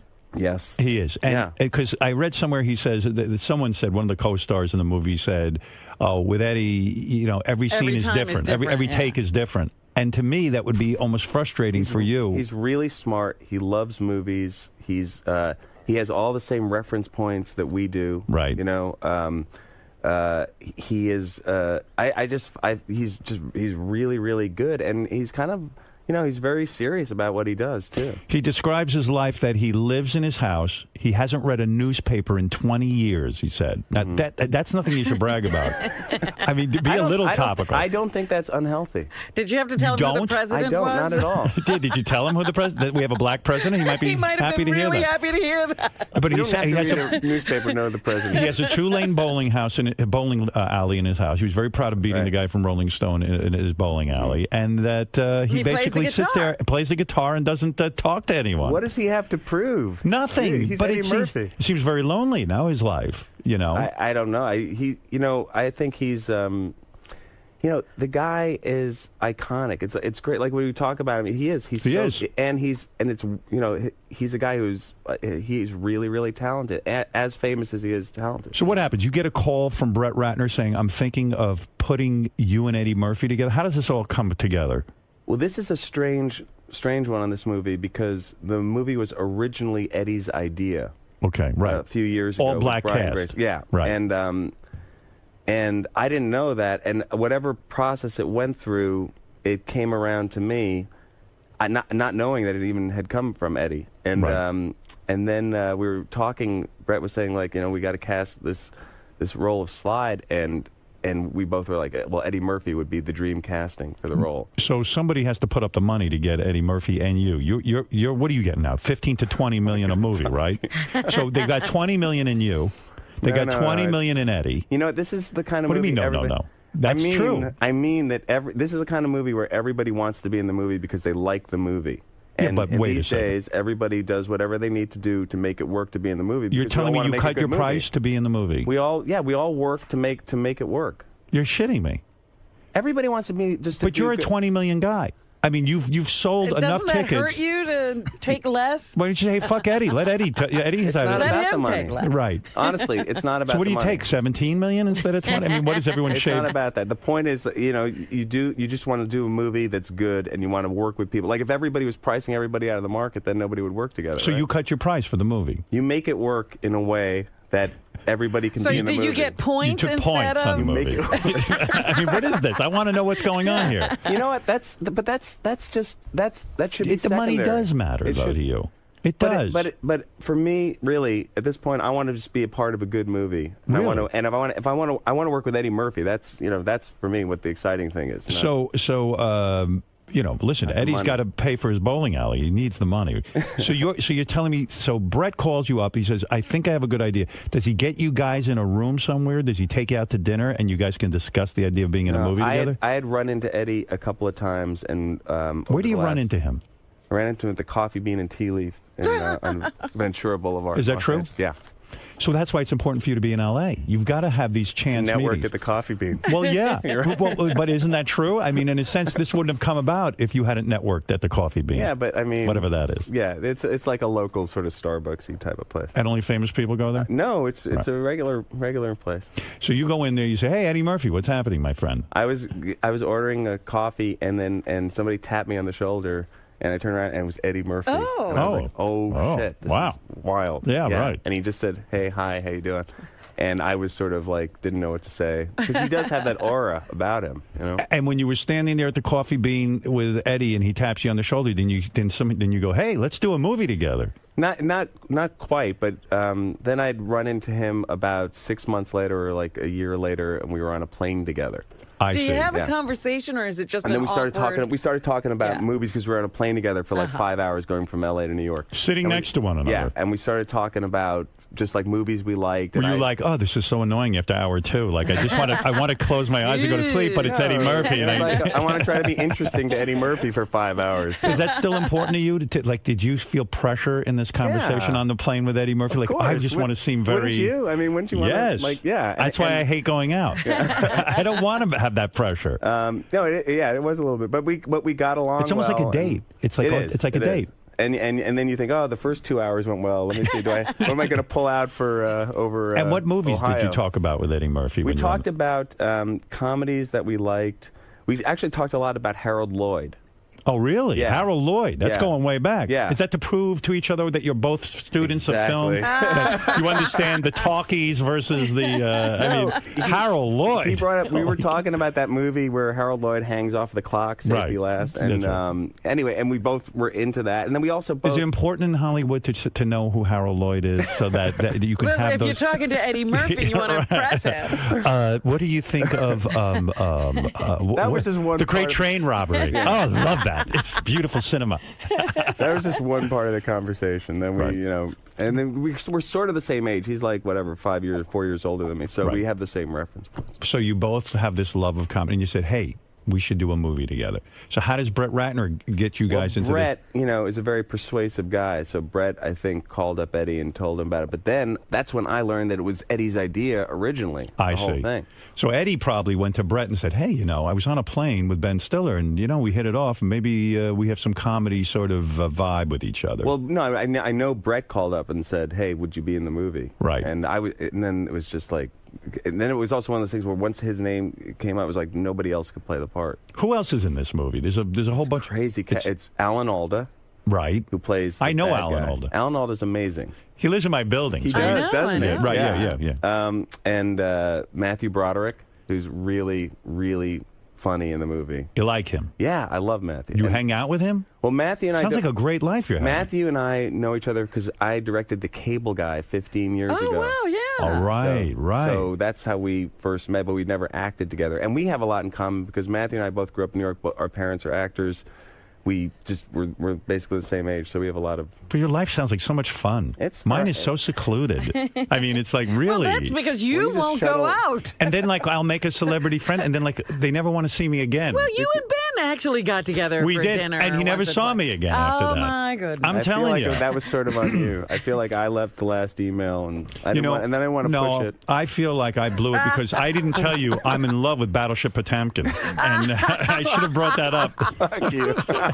You would have loved my conversation if I brought that up. But it's true. My wife and I were saying the other night that we have gotten together with couples and celebrity couples, and it must go horribly wrong because they never get in touch with us again. I understand that that stress. It's that thing when you're sitting across from somebody, you want to be interesting, you don't know them that well. And Right. Yeah. We think we're interesting, and I think I have wonderful conversation with these celebrities. Yeah, and then nothing. They never invite us to anything, and it's like, well, and then we invite them again, and nothing happens. You were nice. You invited us out to your palatial Hamptons Yes, estate. I did. Yeah, because I wanted you to have some fun. You would have had a really good time sitting there with me. Yeah. I think most people have figured out that I'm not Wait that a much minute. fun. So you invited them and they didn't go? No. You never I really tried. followed up on it. No, they never followed up. No, I followed up. We with had you. a I real feel like nice dinner, and that was it. You tried. Hey, let's do the whole weekend thing. And We're back. I told you we're back. We live here now. That's all right. Listen, I don't have any film references like Harold Lloyd. I'm not going to pull that You're out. gonna have to go watch a whole bunch of black and white movies before you have. Honey, to prepare for our dinner with Ben and I want you to Christine, see all let's the go watch. films of Jacques Tati. You know, Ben, I was just watching some Jacques Tati, and Birth of a Nation is so, and then that would be it. That would be wonderful. Well, listen, what do I know? And so you and Eddie then start working together on the set. Right. And then it's magical because Eddie is magical. Eddie is magic. I mean, he really is good. And with the first scene we did, we're in this car together, and he started improvising, and I felt like I was watching an Eddie Murphy movie. Were you nervous? Yes. You were? Yeah. Even sure. to this day, after all these hits? You've worked with for De sure. Niro. You've worked with them all. But Eddie is Eddie. I mean, That's right. And we really don't. We didn't know each other, so it's that thing where you do want to sort of try to do your best and hope that it's going to work together. Do you rehearse? We rehearsed a little bit. Is there any preparation? Like we have to go out and be pals? Are you buddies in the movie? We're old. We know each other. We grew up in the same neighborhood, and then we sort of went our separate ways. And he's sort of a criminal, like sort of a small-time criminal in the neighborhood. So it's not necessary for you to hang out with him. Right. But wow. we did hang out a little bit, and I did? really like him. Yeah. I mean, Where did you I'm a hang out? fan. Where did you shoot this film? We shot the film in New York. Oh, okay. Yeah. Oh, that's good. And we did we had a benefit for Haiti while we were doing the film, and he came and became. You were involved with co-hosted. Haiti. Yeah. Now, how do you have time for that? Going to Haiti and helping Do people? you go? Yeah, he goes. He goes to Haiti too. You're gonna die of exhaustion. I'm reading this article about Ben, and he's like all serious about his career, and and he's got 50 different films going at And then all once. of a sudden, Haiti. And Haiti, and then President Clinton, and Jennifer Aniston buys a piece of art for $500,000. I know. It sounds great. crazy. She supported this auction that we worked on for like a year. I'm and she exhausted came. with your life. I mean, Haiti's great, but come on. I mean, how much time is there in the day? Look, it's obviously still have trouble there. It's a very tough situation. It's almost 2 years after the earthquake. Yeah. There's still like 600,000 people living in tents, and it's very easy to forget because we all another natural disaster happens and we have problems here at home. And Right. When did so you go just- to? How often do you go to Haiti to go help the people there? I go maybe I'm going in about 4 weeks. Once every 6 months or And something like that. why? How did you get Because involved I in went. this? And I aren't went you on a trip scared? there. No, it's Oh, not scary at all. I oh. recommend you should go. You should Oh, go. he can't go to a resort. How's he going to go to Haiti? I won't go to a beautiful resort because I'm afraid that something's going to Haiti's happen. beautiful. I'm It's sure a it beautiful is. country, but- and there's obviously a huge, there's a dichotomy there because there's such poverty. But how the did you place get is- involved in the? Because I went beginning? on a trip before the earthquake there, about 6 months before the earthquake. Uh-huh. Oh, it sounds awful. Well, I mean, going on vacation. I mean, imagine that. Gee, I was thinking his life was pretty Haiti? perfect. Oh my God, poor He you. goes to Haiti so he can feel good about No, you how, know what? how well I'll tell he's you doing. something. It gives Right. you perspective on your life. If you go somewhere and you see how people are living, most of the world is living, below the poverty level. So when you go there, you see that. it really does give you a perspective. And Haiti's Do you an ever amazing fuck with place. the people in Haiti and just go, you know what? I made $15 million on my last film. No, just to I blow don't. their mind. You I keep that just low want, key. yeah. Do you stay at like What was a exciting is we major mansion hotel, something? There you are know? hotels there. There's a great hotel called the Olafson there that's been there for years. That Do you ever walk around and just hand out money? Here's the thing in Haiti. I would do that. Well, we raised $13.7 million at this art Wow. auction. Wow, which was impressive. And these artists were very generous with their work. People like Jeff Koons and Luke Toymans and like these big artists. But the thing is, there's a new president there now. There's a new government. So now there's a chance for the world to have some confidence in their government and start investing, because economic investment is really what the answer is. And you hang out with Bill Clinton, too, right? Well, just for Haiti things like Don't that. you wish he was still the president? I mean, he was the best president in my lifetime, I could think of. I mean, everything seemed to be running fine with him. Why can't he just be president for life? I support our president 100%. I support our president, too, but Bill Clinton was some president, right? He was a great president. I think also whenever a president leaves office, in retrospect, we always, Not necessarily. I don't feel that about Bush. That's right. But Bush then, since Bush and Clinton went down to Haiti together, and have done And when you things. go to Haiti, you Jimmy can't- Carter's done great stuff since he was president. When you go to Haiti, you can't, flaunt your lifestyle, so you can't be driven around So in a what do you limo. wear? What do you wear, and what kind of car do you drive when you're down there? I mean, it's got to be a shit like You a gotta Valiant. get some wreck. I'm not driving my own car down there. Somebody's driving us around. Oh, like really? A Jeep or whatever. Or maybe a rickshaw. Yeah. I think it's like a donkey car. But you know what? It's when you go down there, you see that the reality down there is very tough, but you also see that there's a chance there for change. So if we can put our attention there and support what's going Very on there important. in terms of it is Because if, listen. But it's it's not just about throwing money there. It's like the problem with Haiti is that they've, for years and years, ever since they were the beginning of the country, it was a slave revolt. Then the French made them pay this debt they held it against them for years and years. So they've always been on this uphill struggle. It's very hard for the people there to have anything. And they've always, as a people, they've been raped by their governments and everything else. There's been And a it lot of has disaster. to, you have to go through the education of there's people. no public public Right. education system Right. there, and there's no one to train the teachers. So, it's very easy to look at it all and go, "This is just too much. Forget it." And I think though there are people who are really making a change there. People like Paul Farmer, who his partners in health, who's just an amazing doctor, has been going there for years. And I should help somebody. You're You getting really me thinking. should. You That would do be good help for my Why don't you career. go with You Ben help to people Haiti? by making them happy. Maybe I'll go with you to Haiti. Who else Will you can be come? there? Come Who else on. can be there? I mean, not that you're not Who enough, else but can be yeah, there? like What, do we have to make it a party? let's put together a whole. Let's get Eddie and Jennifer, and let's see what we can get going over Jennifer there. wants to go down. She does? Yeah. Hmm. Why don't you come down? We'll all do. She's got a magnificent ass. I'll look at that. Yeah. Oh my God. Well, have fun there. There's great. I mean, the music, the nightlife is. Can you imagine me in Haiti? Energy there. Robin, think of the photo op. Oh boy! I would be the hero of the Haitian people. Look at him. Imagine the Great White Hope. Howard Stern who comes is down that to tall, Haiti. gawky guy? I'll honestly, dress though, like Tarzan. Howard, Right, do yes. you know what it would if you went down there? Do you know what a media Game changer. It would be a It would media actually be good for firestorm. Howard. I'm so It would be a afraid. game I would love to changer. do that. Do a series of live shows from down there. How about we Okay, do live this? from Haiti. We fly to upstate New York and make it look like Haiti. And then we get a photo op going. We'll just go to Harlem. It would be very good. Now, it seems to me you're getting more and more muscular. Really? Yeah. Now, what are you bench pressing these days? I don't bench. I'm I don't benching bench. 95. I don't. 95? 95, but 8 reps. I mean, I don't want to brag. pounds? Yeah. No, you are working out heavily. No, I'm not. Why? Yes, you are. Who said that? No, I can see. I see you're No. working out. No, I exercise, but I think as you get older, you want to try to. Are keep you it running? Together. I stopped running because of my knees and my ankles. Not good. I'm having a foot problem. My foot hurts all the time from running. You run. You run. Yes. See, that's great that you can still run. Yeah, I still run, but it's Yeah. very difficult. It's getting harder and I harder. loved running, and I just like my lower back. It just became too much. So then I started.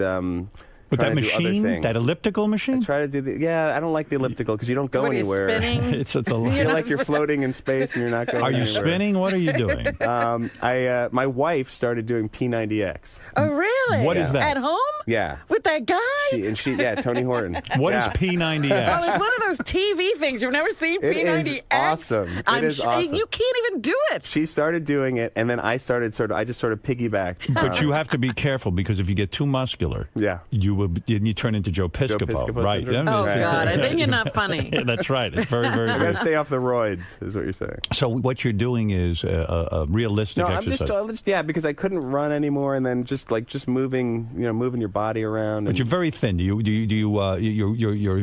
muscular and ripped. What are you eating? Are you not eating anything? I go through different phases where sometimes I'll eat. I love to eat. I You love do? To eat food. Yeah, I love to eat food. Well, that's Alright. good. Food But sometimes, is good to eat. but sometimes, depending on whatever what movie I'm doing or whatever, if I don't, I mean, I eat till it's painful. Last night I went out. But to you're Did you naturally gorge yourself? No, tall I have a and big thin. boy. I'm telling you, you know said Italian. But don't you know? Yes. Don't you know, as you get older, it's just like your if you don't keep You have your to body do moving, something. it just sort of starts Falls to apart. degenerate. I could get you running again, though. I would love to go running. Would you go running in Central Park? Sure, I would go all the day, every day. Yeah. Yeah, I'm always there. I hang out there. People love me. I would love to keep running. It's like afterwards. I can get you to do You it. know, that's what you should do, Howard. You gotta hate it. You'll run. Oh, I'll run all right. But I have fear of the planet. You don't understand. I can't go anywhere. He's, I'm afraid. Well, I think one of those people. Right. Robin goes do everywhere. you ever go on vacations? I told you, resorts, and even that I do under protest. Last year, now was it last year or the year before you tried to go away and he lasted 4 days? Yeah, that was it. There were Where'd you ants. go? It was horrible. It was horrible. We went to this. What is that called? Anguilla? No. What? Parakeet. Parakeet. I don't know. What a nightmare that place is. They put me in a house with ants, and they're spraying to get rid of the ants. I think I've got cancer from that trip. Like fire ants? Ants all over the place. Ants all over me. Every time I lay down. with like bugs? And This wasn't germs? 1 or 2 ants. I laid down. There were ants everywhere, all over me. I remember once I was in the Dominican Republic when I was like 10 years old. My parents took us there for a vacation. I woke up and there's a giant water bug on my lip. Yeah, you want that? But you then didn't I can get that in New leave. York. I don't need, It sounds awful. But you didn't leave. He left the aisle. maybe if I could have, if I had been of my own volition, I would have. Can't believe you're living with your parents in the No, same I don't building. live with them. I mean, you're successful enough. You can move out of that building. No, thank you. Thank you. Oh, man, that's unbelievable. Well, I'm happy you're a New Yorker and all that. Now, okay, let me promote the movie here. See Ben Stiller in Tower Heist opening this Friday in theaters everywhere. This is where Eddie Murphy and Ben team up. I see your picture on every taxi cab in New York. I know, it's a little too much. Are you nervous about the box office on this? Because everyone's expecting big things. Everybody expects big things, There's big always, cats. You're not always kidding. expectation, and you just sort of have to ride through it because at this point, there's nothing, nothing we can do about it. You don't worry about that anymore. You like the movie, No, though. I'm aware of it, but what can you do? It's like you can't control things that you can't control. Will you read the reviews? I never. You never read the reviews? Stopped reading reviews like about 10 or 11 years ago. Because it upsets you. It just I don't get anything out of it. And you can And there's always nothing hear you can always do hear about about the good ones. You kind of always hear about the bad ones too. You can you just kind of get it, but I just don't need to get the because it matters too much to you and it bums you out is the reason why. I just don't want. For me, it just doesn't help my process. Right. You know what I mean? Yeah. And again, you some people. can't do I know people. anything. I know people. Yeah, you can't do anything about it. And if you believe the good ones, you got to believe the bad ones too. That's I know right. people that really enjoy reading them and get something out of it, and I think that's great. They can do it. I would read them neurotically. Even fans who send an Everyone. email. You read stuff that people and write with about the- you. I do, and it's horrible. I hate it. And when And I people could- write stories about you and stuff. I want to see great things about me, and then when I see the one bad thing, I get very, very upset. And with the internet Yeah. now, everybody's a critic. Well, yeah, it's Everybody awful. in their basement. So you have said you will never renew your vows with your wife Why? because that's the sure sign that a marriage is going to end. Did I say that? Yes, you've said that. No. Yeah, you said that. When you did will you never say renew that? your. Why are you thinking of renewing your vows? You just agreed to do that. I could see us renewing our vows. Yeah, I said to my wife, I would renew Yeah. my vows with you. I think that would be Well, really you fun. actually I feel- sort of said you were going to do it for your first year anniversary. I You never was. did. I said that was a fun party, our wedding. Yeah. Let's do it again. Let's renew our vows and get married again. Yeah, She was there's like, nothing. she goes, "What are you kidding?" I feel like now I'm ready to actually do it, Like I feel like now that we've been married for 11 years or whatever it is, like now I understand what our relationship is. And Right. Actually, I You're think we ready could to do it better. recommit. Yeah. Really? It's so funny because I found folded up on a piece of paper the other day our wedding vows in like a backpack. In like one of my backpacks. What was it doing in there? I don't know. Somehow it had over 11 years. It just I'd kept it in a backpack. This is the thing that you read at the Yeah, wedding. yeah. And did when you read it, Did it seem ridiculous to you? Well, it Was just seemed like very far away, and because it was any marriage is you go through so much, right? So tell the guys what is the worst part about being married, and what is the best part about being married? Oh gosh. Well, the best part, I think, the best part is that you have somebody who you like your best friend with you all the time, right? Who you can count on, and I you agree with that. love. Right? Go ahead. Worst part. Worst part. She picks her ass. No, I don't know. The worst part is that I don't know if there's a worst part. You have I your feel best friend who's there all the time. Yeah, right. I mean, I say the worst part is you can't fuck your other best friends. No, but is that is it difficult for a guy in your position? Here we go. Well, it's true. You're very famous now. What happened to promoting the movie? Well, I thought we talked a lot about that. All right, listen to me. Well, one thing I want to ask, because Eddie's now going to host the Academy Awards. Yes, yeah. And you always do these great spots on the award shows. Are you going to be a part of this whole deal? I don't know. Yet. I think Eddie's going to grab him for it. I have to say, though, I think Eddie's going to be so great doing that gig. Yeah, because it's a stand-up comedian's job. But will he put the effort into it? I'm sure he will. Because I think he could be great at it. Yeah. But I don't know. Sometimes he kind of, he goes on Letterman, he's going, he's relaxing. I thought he was great on Leno last night. I didn't see that. He was one. awesome on Leno. I think he's a smart guy, and I think he's good. He's so well suited for that job. You would never host the Academy Awards? No. Why? Because I think it's a stand-up comedian's job. I think right, it's and that's not your comfort zone. I think that's what you need to really, and you have to be able to sort of think on your feet and come up with whatever it is in the moment. That sort of. That's what I didn't finish telling you. Yeah. You're smart that way.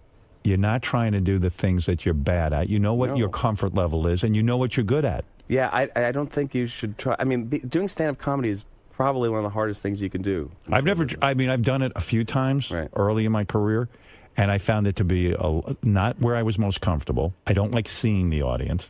And I just said, why should I concentrate on that? Why is that? Maybe I'll go be a great football player, too. And it takes years to get good at. That's right. And it seems to me everyone who's in it wants to get the fuck out of it. So how great a career could it be? Well, even Eddie has said, if you stop doing it, it takes at least a year to get back up to speed, just getting in front of people. All those guys, every time you see somebody do a stand-up special where they go for an hour, they've been spending 6 months a year just getting to that point. When I heard him say the last time he did stand-up he was 27 years old. Yeah, it was 20 years ago. He just hasn't done it in so long, but he had such an impact that you still think he's doing it in a weird way. All right, listen, the movie is called Tower Heist. Yeah. Ben is somehow involved with Eddie Murphy. They're going to make a heist on a tower. Well, it's like a Bernie Madoff kind of thing. Yeah, I play a building manager of a Trump-type tower.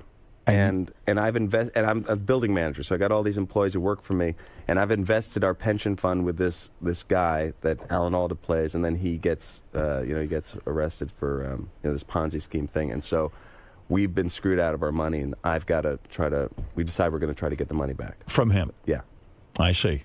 Yeah. Look, go see the movie. According to IMDb, Ben was paid $15 million for this movie. So he did take a cut. He took a cut. So this is a guy who loves this movie. He did it out of the goodness of his heart. He cut $5 million out of his price. So that's by the way, congratulations to you. You are a New York kind of guy. You're not Hollywood at all, and that's why I like you. Ben is taking you getting scale for this, Howard? Yes. I love it. No, I'm the first one to admit I don't love this. So anyway, you are here now. You're a New Yorker. Yes, very happy to be here in New York. And maybe one day I'll see you, but I doubt it. All right, doesn't seem to be in the cards. But we're around if you ever want to hook up. Thank you, and good luck with the movie. Thank you very much. Ben, may I talk to you for a sec? Painless. Yes. That was painless. Robin saved me because he started to go into sex stuff, and then Robin did. When Howard spoke about Eddie, there's such a respect and an admiration in his voice. You rarely hear him talk about his contemporaries that way. Yeah. Will any of that get back to Eddie? Does he by any chance listen to the show, or does he know? I don't know. I don't know if he listens to the show, but I mean, it's very rare to hear Howard rave on and on about. Well, I mean, but that's who Eddie is. Eddie has that respect, not only among fans, but I think among people in the business, especially. Now you've written. Yeah. Now you've written and acted in and directed so many comedic projects. Could you ever see Howard being involved in something like that? His return to acting. I liked Private Parts, and I would enjoy seeing him on film. Yeah, he did a good job playing himself, but do you Yeah. think he could take on a new character? Does he have the chops for that? I think he could. I think he would, like a fun, small cameo type of role. I would give him a shot if he wanted to work with me. I'd like to see that. I don't know if we do like a buddy comedy again, Right. but maybe something. Start small, see how it goes. Cool. Now you said that the personal relationship between you and Howard is in his court. You put the ball back in his Yes, court. I did. I wrote the last email. And how long ago was that? It was like 5 months ago. And he's yet to reply. What? And he's yet to reply? I stopped expecting a reply after a month or so, but I also didn't want to push it. Right. Because I feel I knew we'd see each other on the show eventually, and I also understand what he's talking about, which is you don't have that pressure to have to be like, oh, this is my new friend and all that. To be on or But I bet whatever. we'll connect. Yeah, because he claims that he wants to be you and he wants to have this exciting life, but at the end of the day, I think the guy just wants to He sit just in his wants apartment. to chill out in his apartment, and he's earned that. Too. Exactly. Yeah. All right, Ben. Well, thanks for stopping by. All right, guys. Good luck with Tower Heist. All right, thanks, man. Thanks, man. This is the best of the wrap-up show. A recap and behind-the-scenes look with John High and Gary Dell'Abate. The best of the wrap-up show begins now. Hey, it's Gary Dell'Abate. On Monday's wrap-up show, we talked about how Colin Quinn and David Arquette were in earlier that day. We also talked about why Howard loves David so much. And then we talked about the counting of the dead, how Howard and his mother talk about all the people who died. And then I sort of talked about my obsession with death, and I predicted how I would die. Here's what happened. Now let's talk about the great Colin Quinn. We're all fans of Colin's, and He's a very funny guy. he is, but he always seems to be on the verge of doing something big. Yet he doesn't. I mean, he's done a bunch of big stuff, but he's just like that one step away. It must bum him out that Howard always introduces him that way. But I agree. Like I don't know why Colin isn't more famous than he is. I mean, people know who he is. He's got a great career, but I think Colin's one of those guys, and I have for years, that think should be like in the next stratosphere. He's that funny. How does Colin feel about Ronnie's potential TV gig?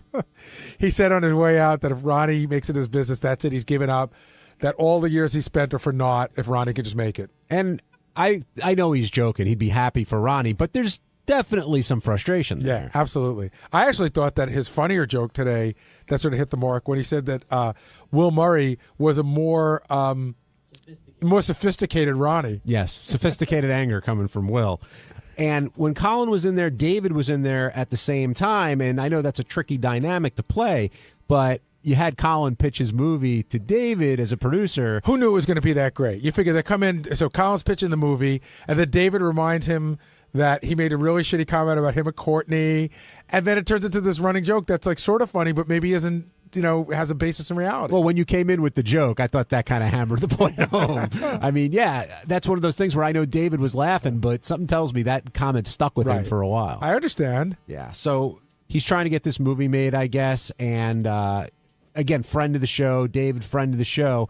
When Howard went to break, there was a great conversation happening between the two of them. Yeah, it was really good because, Colin was saying he needed $5 million, and David was trying to be really serious. He goes, $2 million. $2 million's really, like, in this economic climate, it's a $2 million movie. And Colin's going, it's a $5 million movie. It's it's got terrorists and girls on spring break. It's a $5 million movie. And I think David was being very serious about $2 million is probably more the budget you should be looking for. He definitely was being serious. And then Colin headed out, and David stuck around. And Howard asked an innocent question, are you in love again? And David, always honest, said, yeah, I am. And that went down a whole other road. And David knew too that he knew the second he said it that it's going to make news. It's going to be all over the tabloids that David's in love. And he said that he told Courtney and they cried. Is that what he said? They cried over it. Yeah, that's did she tell him that she loved anybody? I'm not sure about that. But then Howard said when he fell in love with Beth, he came right out with it. And Robin was like, I don't remember it that way exactly. I don't remember it at all. I don't remember how it went at all. Yeah, I don't remember when. I mean, if we knew, I'm in a different category than Gary. I bet you knew about it earlier than I did. But You said you went out with him before, No, right? No. I probably like Ross and all those guys knew about it before I did. I was like, in Connecticut, unaware of Howard's, gallivanting, so to speak. But I don't remember when I knew that he was serious with someone. Yeah, because he says that they were pretty much from the night they met. I don't think they were really apart, were they? He said that. I don't know. I don't know what went down there, but I thought Robin challenging him on it was pretty interesting.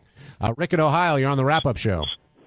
Hey, I just wanted to ask what your guys' thoughts were on David Arquette and Howard's relationship. Why do you think Howard kind of in love with Dave in a way? Like he's always on the show, he's always talking to him.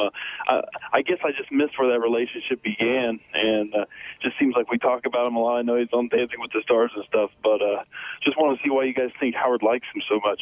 I think the reason Howard likes him so much is because you ask David a question and he gives you an honest answer. And, he's sort of in the Hollywood crowd. He hangs around with, he hangs around with Courtney Cox. He hangs around with Jennifer Aniston. And he hangs around with this one and that one. He tells funny stories about it. And I think that's what Howard likes about him. I mean, he volunteered to intern for the show, but I think anytime Howard finds a celebrity guest who's brutally honest and, lets the chip fall wherever they may, that's always going to be a good guest. Brian, you're on the wrap-up show. Hey, I just want to call in. Colin is a very great guy. I had the opportunity to do a reading of that screenplay he was talking about for a backers audition. It's really a great screenplay, and I actually met Jerry Seinfeld that day too, so that was pretty amazing. But yeah, he's really a sweet guy, very very talented, very down to earth, and he's surprised. I mean, you're surprised by his tough guy image, but he's a wonderful writer, very very astute, very smart. Did he ask you for any money? Yes, he did. That's smart-ass Benji. Yeah. And no, he didn't ask me for any money. But Jerry was there, and I think Jerry's probably going to come up with couple of million. Who knows? Hopefully. Well, he said he already has a couple million or a million, somewhere in that range. He said he needs more. He needs another 4. But he didn't say it came from Jerry. I don't know that Jerry came up with it, but yeah. Who knows? Well, where do you think Colin got $1 million from? Well, Jerry produced his Broadway thing, which was very funny, by the way. Yeah. Yeah, I saw it in Philly. It was really cool. Yep, very good. All right, thanks, man. Anyway, guys, thank you. Take care. Great show. Thanks, man. All right, let's go over to Sean in Seattle. Sean, you're on the wrap-up show. How's it going, guys? Good, how are you? Caller. It's awesome to talk to you guys. Anyways, I think it's hilarious that a perfect example of Colin Quinn's status in Hollywood is the fact that when he did the Grown Ups movie with Adam Sandler, I believe, bought a Maserati for like Chris Rock and David Spade and a couple other guys, and didn't buy shit for Colin Quinn. Yeah, it's funny. I'm glad you brought this up because I think that's a funnier story to tell than the reality of it. I actually watched the movie for the first time about 6 or 8 months ago because I thought the same thing. Have you seen the movie? Is the caller still on? Have you seen the movie, John? Yes. Okay. So if you see the movie, it's these 5 friends who were friends from when they were little kids who played basketball together go away for this weekend retreat. So it's, Sandler, Chris Rock, Schneider, Spade, and I forget who the other one is. Adam Sandler. Right, Adam Sandler. So Colin plays a supporting player in the movie. He's not one of the main 5. So if you see the movie, it's sort of, because at that point he would have had to buy a car for Steve Buscemi as well. Right. You know what I mean? Like Colin's the head of the other gang, the rival gang, and he's in the movie probably 30% of the time that the rest of them are in the movie. I wonder for a while, I don't know if we went down this road with him, if he's like, he hears about this, and every day he's like kind of looking out his window, and if he's like, should I call Sandler? Maybe Sandler bought it for me, but it hasn't got to me. Well, he joked around today and said, Spade got one, but he doesn't need one. And, but he never got one. But you're right, Gary. He wasn't one of the main guys in the movie. I thought it's sort of unfair to paint it that way because it seems like those guys were literally living together for the whole time they made the movie, and Colin probably came in and shot a lot less. What did you think about Colin's tweets? Because they were taken seriously. I think again, sarcasm and humor is hard to read in tweets and emails and others. I've sent some emails that I've gotten back some really crazy responses, and I'll be like, well, that was sarcasm. It doesn't come across in a letter. Yeah. There needs to be like because I use smiley face, but I feel very effeminate when I do it. Yeah. So there needs to be like a masculine way of doing a smiley face. I know, even like I got to, like sometimes I read a joke and I used to write LOL, and that seems very gay. Ian in Boston, you're on the wrap-up show. Hey, hi, Gary. Yes. I just wanted to tell you, you were talking about Colin, and you were saying about, how he's not as big as a star what he should be. I think you're right, because I remember when he was on the early MTV days, he was funny as hell, and I don't know why he's not a big star. And he doesn't get his dues, but he's fucking funny. He's funny as hell, and I also think that David, he's great on your show. You have a good rapport with him too. I think you all get along with him, Yeah, no, he's a good also, guy. He is a great guy. And also, Gary, I just get back to listen to you guys, I'm just really proud of what you guys have done to this show. You've done a really good job. Well, thank you very much. Appreciate the call. Everybody who was in today, too, had some kind of special rapport, I thought, with Howard. Brett Ratner, they bonded over, the privacy, and then that went. China, Howard, she loves Howard, worships him. And then Colin and David both get along really well. Well, again, Colin did something really nice for the show, just out of the goodness of his heart. And when Robin threw a 50th birthday party for Howard, Colin came. It was a party for maybe 50 people, and Colin roasted everybody in the room and just killed it, which was really hard to do because it wasn't like a comedy setup. But I thought it was very nice of him to do as a friend of the show, and I thought he was very funny. In the beginning of the show today, I didn't talk about this. Howard spoke of the conversation he had with his mother about the counting of the dead, I think they call it. And do you think Howard dreads that conversation? Oh my God, yeah. I went through that with my father and I go through that with some of my other relatives. It's awful. My father used to go down to Little Italy, where he grew up. He used to go down every third or fourth Friday night. He used to call it the neighborhood. He would go down there and hang out with his friends. And I'd say to my mother, "Where's Dad?" "Oh, he's down in the neighborhood, whatever." And when I got into college, I said to my dad, I go, "Dad, how come you don't come down to the neighborhood anymore?" He goes, "Everybody's dead." It's so sad. Hey, Gary, you always strike me as someone that you don't really care that much about your personal death. I'm sure you don't want to die, but is it something that doesn't depress you very much? I'm more one of those people who's in denial. I know it's going to happen, but I put it in my way so far off that I'm not really thinking about it. But I tell you, I drive in every morning. I have this fear that I'm going to die in a car accident. Really? Yeah, I don't know why. When did that start? When I got into this really bad car accident, totaled my car 8-9 years ago. I just think that when I drive in the morning when there's not a lot of people on the road, but there's a lot more nuts and speeders on the road. Yeah. And so, in some ways, you're probably safer going home in traffic. You know what I mean? Doing 30 miles. You're not flying. Yeah. You're not flying. So, but it is one of those. Every morning I get in, I go, "Is this the day?" And I think about how my family's going to react to everything. I thought you were worried about the phlegm in your throat. That's what you used to tell us. Yeah, I don't think it's going to kill me. You were choked to death by it? Well, that's I obviously I worry about a lot of stuff in my ride. Do you obsess over it? Yeah, yeah. All the time. I mean, not there'll be periods where I get it out of my head and just forget about it. But when I get stuck on it, it's like I can be depressed for months. And by the way, John, I give you the permission to play that clip if I die in a car accident. Because it'll be a really good clip to play. Oh, okay. In memoriam? Exactly. All right.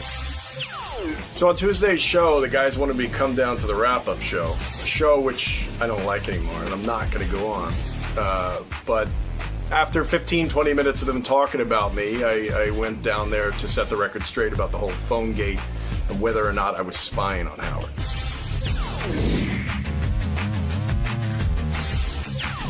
Welcome to the wrap-up show. I'm John Hine, joined as always by Gary Delabate. Hello, hello.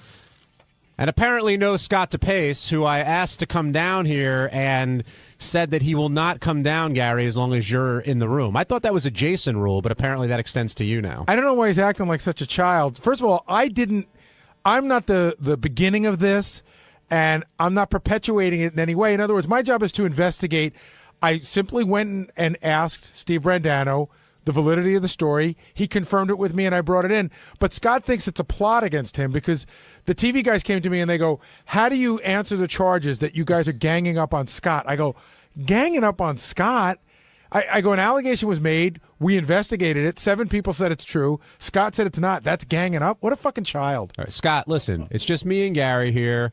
You'll get to speak your mind. No one's ganging up on you. I invite you to come down and state your case because I think you have a couple compelling things to say. I also think that people are unaware of. I also think that he's sort of admitted it to some degree. Here's what I think. I think it happened a couple of times. I think it's not that big a deal. He's making it a bigger deal than it is. And I think if he would have just said, yeah, Howard, a couple times I did that because it pisses me off, I won't do it anymore, we'd be done. Look, he's not the only one who's looking at that call screen, and we should get into that. Oh, is that too. true? Yes, but if I need Scott here to have that conversation. So, Scott, be a man, come down and talk to us. Scott, throw all the other people under the bus to look at the screen. That's what you do well. Well, he came to me, and the first thing he said was, this is bullshit, blah, blah, blah. Do you know that Brian Phelan does the same thing? And I was like, dude, this is about you. Why are you always lashing out at other people, saying it's other people's faults? Just let's talk about you for now. Look, Scott, if you don't come down, we're just going to speculate, and that's pointless. So please come down here. There, that ends my plea. Al in the Bronx, you're on the wrap-up show. What does it do with Scott? Why is he being such a fucking pussy? Calm down. What, he's not intellectual enough to handle the conversation? He can't handle Jason. He can't handle Baba Booey.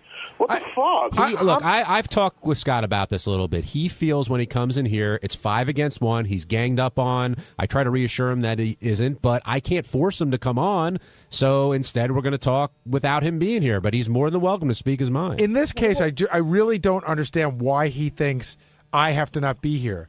You know, I would understand if I don't understand why anybody shouldn't be here. Brandano's the one who verifies the story. Should he not be here? In Scott's world, maybe. I mean, who should be here? Only people that suck his dick? I'm just saying for the guy. Well, there's for the Will. guy He's who- coming down. For the guy who has a high, for a guy who has a high IQ, you would think he can handle intellectual conversation. You know, you think he'd be able to defend himself. You know, it's not 5 against 1. You guys let him talk. Well, Will Murray, you've been accused of being on Team DePace. Why don't you Fuck think you, he'll- John Hine. Why don't you think he'll come down? I don't know. I can't even hear myself. We were arguing back there because he's just refusing to come down. He says, "Oh, you're one of those liars." And I said, the only thing I said to Gary was that he has complained about callers calling about him. Not that he's asked us to put them down lower in the priority list or anything above that. Just that he's whined about guys like Vince calling in and saying he hates Scott DePace. Right. Well, what does he say when he whines about it? What does he say? He goes, "Oh, I see Vince is up there again. That idiot calling about me." So he tells you that while you're sitting there, so which means he's zooming in on it to tell you that. Well, he's clearly looking at the screen. Yeah. But that's all I said. I didn't say that he was ordering us around or anything beyond that. Now, Steve Brandano, has he ever asked you to lower the priority of a phone call or take it down? Wait, Steve, before you answer that question, just so everyone understands what we're talking about here, Howard's got a screen in front of him that has all the callers listed in a priority order, and it says, like, Will wants to talk about Darrell Hammond or something like Howard that. sees 12 callers, and I think there's 24 actually up on the screen. So if you put it down to 13, you're basically taking it out of Howard's view. Exactly. And then he's been accused of using that robotic camera to see who the callers are and make whatever judgment he makes. Go ahead, Steve. I may have misspoke on the one fact that he would tell you to lower that call. He would probably just say, that's a bad call. Why are you putting up a call like that? Yeah. But not move it down in the priority. I misspoke when I said that, which doesn't change anything. Did you misspeak, or were you battered into saying you misspoke? Heat of the moment, everybody's yelling, and then Because I don't think I was yelling at you. I asked you pretty flat out. No, not you. No, but I asked you the question, and you said 10 or 15 times. Oh, yeah, no. Has he commented on call? I stick by that. Yeah, I'm just saying the fact that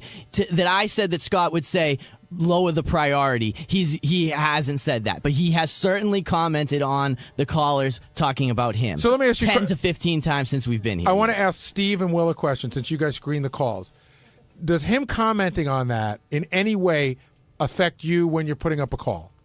Be honest. No. I don't care what he says. No, it makes me raise the priority, actually. Okay. Yeah. In fact, there's a lot of people around here that... Well, who else? say- I'm unaware of this. They're just people that say, listen, something happened, and I don't want that up on the air, so if somebody calls in about it, please don't put it up. But is there somebody that looks at the board, or what we call it the board, looks at the screen on a regular basis and goes, like, why do you have to put that guy up? No, the funny thing that most people do is they'll go on the air, and then they'll come back immediately to look at the notes that we've written to throw them under the bus for the last 20 minutes, just to see what people are saying about them behind the. I think almost everybody does that. Yeah, I don't think I've ever done it. I think I've done it like maybe. Well, I've done it like once or twice, but it's not like an obsession. And it's funny if you see it's completely blank, that means some really bad shit was put up about you. Oh, see, that's good to know. I didn't even know that. Talent message cleared. If you ever walk back there and it clear. says talent message cleared on there, forget it. You do not want to know what was there. You know what? I'm actually not interested in talking. Hold on, I'm not interested in talking to you now because now that you got your little baby. Wait, Scott, come here. Hey, Scott, come here. Get his little Get on the baby. mic. Get on the mic. Get on I've the got mic. places to Get on go. the mic. All right, I know you're a Me busy too. man. Off mic. I know you're. Gary, I only said that jerk off because good. Oh, Gary's not going to talk. Perfect. Gary, you Perfect. should chime in whenever you want. All right. No. If there was nothing going on here, why were you throwing such a fit about it? Because I don't like people lying about me. What was the lie? The lie, straight out of Brandano's mouth, that now he's saying he misspoke, was that about one thing. and Will is even making a bigger issue. Everyone is.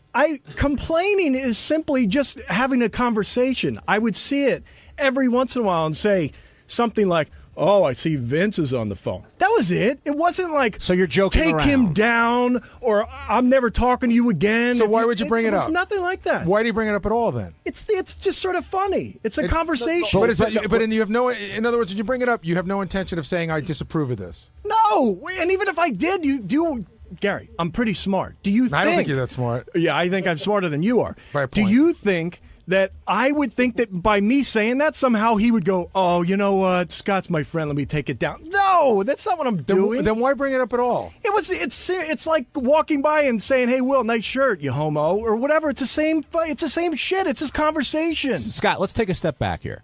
Why are you looking at the screen in the first place? Right. There are many reasons. One, I said, was to when a caller is calling in, I want to put his picture up. It takes me about 15 seconds to make that happen. So I need some warning. That's one reason. Other times, 15 seconds late. Other time, yeah. And then the editor has to go back and fix it, and it takes like an extra hour of the day, right? So it makes sense if I would just know about it. Then there are other times that we would put up a message to Howard, maybe to promote a show. We'll want to see if they actually put it up. Well, see, that's so weird we'll take because a look. you have to sort of trust that they put it up. There's been many times that they haven't, and then they yell back, "Come on, I'm busy," whatever it is. That means, but that's their call to make. Understand, but we got to at least know that they did it, so maybe if they didn't do it, then we could do it again later. Or maybe there's a note that, "Hey, we've got a picture ready," and I've got to know whether they took the note down because if Howard hadn't gotten to it, I still need to be ready for a certain picture to put in it. It's called communication, and this is fucking ridiculous. Looking at the damn monitor is the same thing I could do by being right in front of Will and looking at the monitor. It's not like this is top secret. I would tell you, don't come in and look at the monitor. You have no reason to come in. But I just explained to you 3 reasons why I do. Scott, actually, you gave 2. But listen, No, I gave 3. Jerk off. What were the you want me 3? to count them? Yeah. One was a picture in the monitor for Howard, a full screen, to know whether the thing is down. Another is for promoting Howard TV. Another one is for putting a picture up for line cut for a phone caller. That's 3 different reasons. All right, I remember you saying line cut. But more importantly, did you ever... Well, understand television, you'll understand it. Did you ever look at the screen? I thought you were the king of television. Did you ever look at the screen to see if someone was talking about you or after being in the studio what they had to say? And be honest. I will, and I've been nothing but honest. That's the point, that all you fuckers are lying. That's the point. But okay, then what answer the question. I have done. It's a yes or no. It's a yes or no question. Hey, John, if you don't let me talk, I'm just going to leave. You could talk. It's a yes. Okay. Give me yes or no, and then No, explain. I'm not going to give you yes or no. Well, why won't you answer the question? Because I'm going to explain. Okay, go ahead.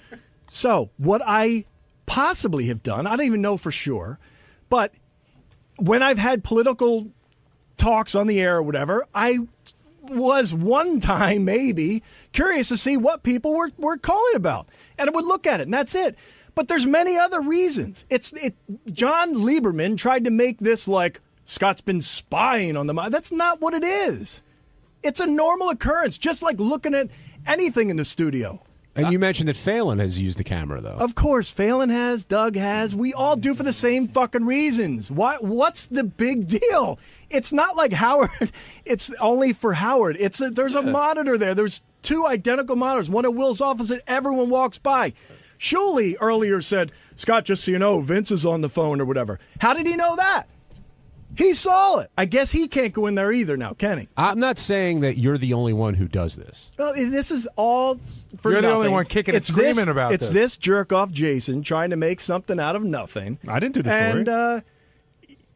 And First of all, John Lieberman did. And first of all, you are commented on the it. You know king. nothing about it. You are the king of making something out of nothing, because according to you, this is a nothing story that you have now turned into a 3-hour argument. I haven't turned into anything. I'm ready to go home. I will tell you this, Scott. I will tell you this. I've never seen you or anyone involved in the show throw a temper tantrum like the one when you started banging on the table. It was like I was like, because oh my that's the only God. way you get through to Howard. He won't shut up. That's it. How to get through to Howard and how to get through your dog. Just hit people. Hey, you got any Wellbutrin on you, Jason? Why don't you take some pills, buddy? You seem extra happy today. Yeah, you know what? You're right. You're right. You're right. To anyone listening, I am the messed up one. Yeah, you are.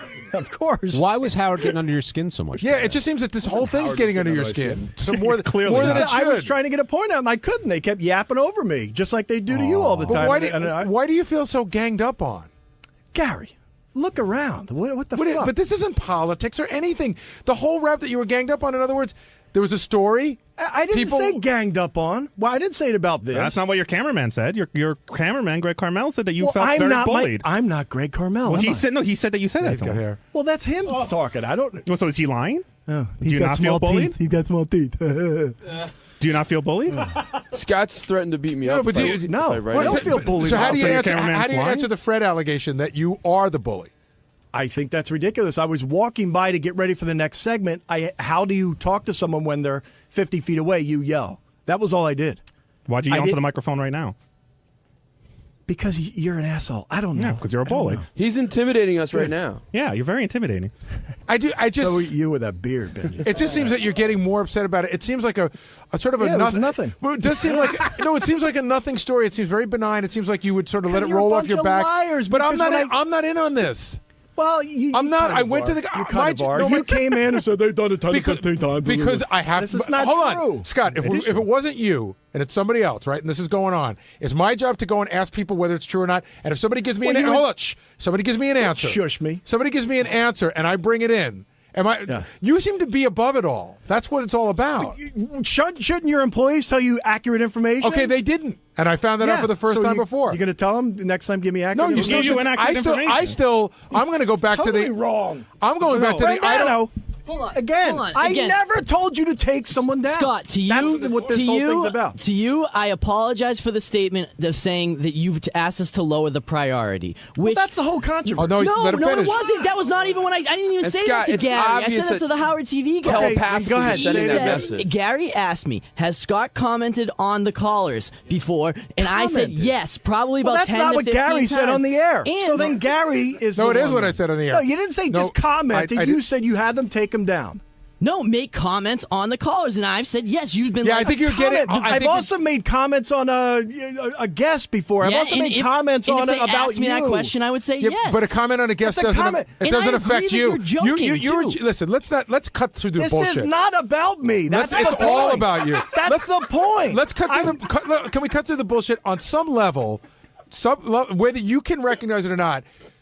Those comments you hoped either would get a point across that you're not happy with what's going up on the board. No, that is just not true at all. Then you're not being honest. Scott, I also. how do you know? Because you didn't witness any of it. I don't need to. If I'm going to again, Will is my friend. He is a normal person who's on the phone thing. When we happen to look for whatever note and we see Vince out of nowhere, I haven't even been on the show in months. Vince wants to say Scott's a douchebag or whatever. I might make a comment like, "Oh, I see your boyfriend Vince is on." That's it. Is there anything that's not commenting on? Is it? I mean, it's a It's conversation. exactly what's commenting Well, on it in a negative way. You're saying in a negative way. But not in a I negative don't like way. the call. No, but the insinuation is that I was saying I don't like the call and take it down, and that's I not got what that. I got ever that. So have throwing done. that out the window when So you why make. can't I talk about whatever I want to You talk can talk about whatever you want, but you can't admit that what you're saying is you're trying to say, I don't like the negativity. I'm not happy with what's up there. That's the subtext of what you're saying. That's putting it in a different light than what it is. It's not. I don't like the negativity. Do you ever go on and say, "Oh, there's a guy on line 10 who says I'm great, love that call"? I'm sure there's. No, have you ever said that? Have you I ever said bet. that? Yes. Yeah, you have. Well, isn't that commenting as well? I don't think you should be looking at it at all. I think all that stuff Why? you said is I don't because then this crap happens.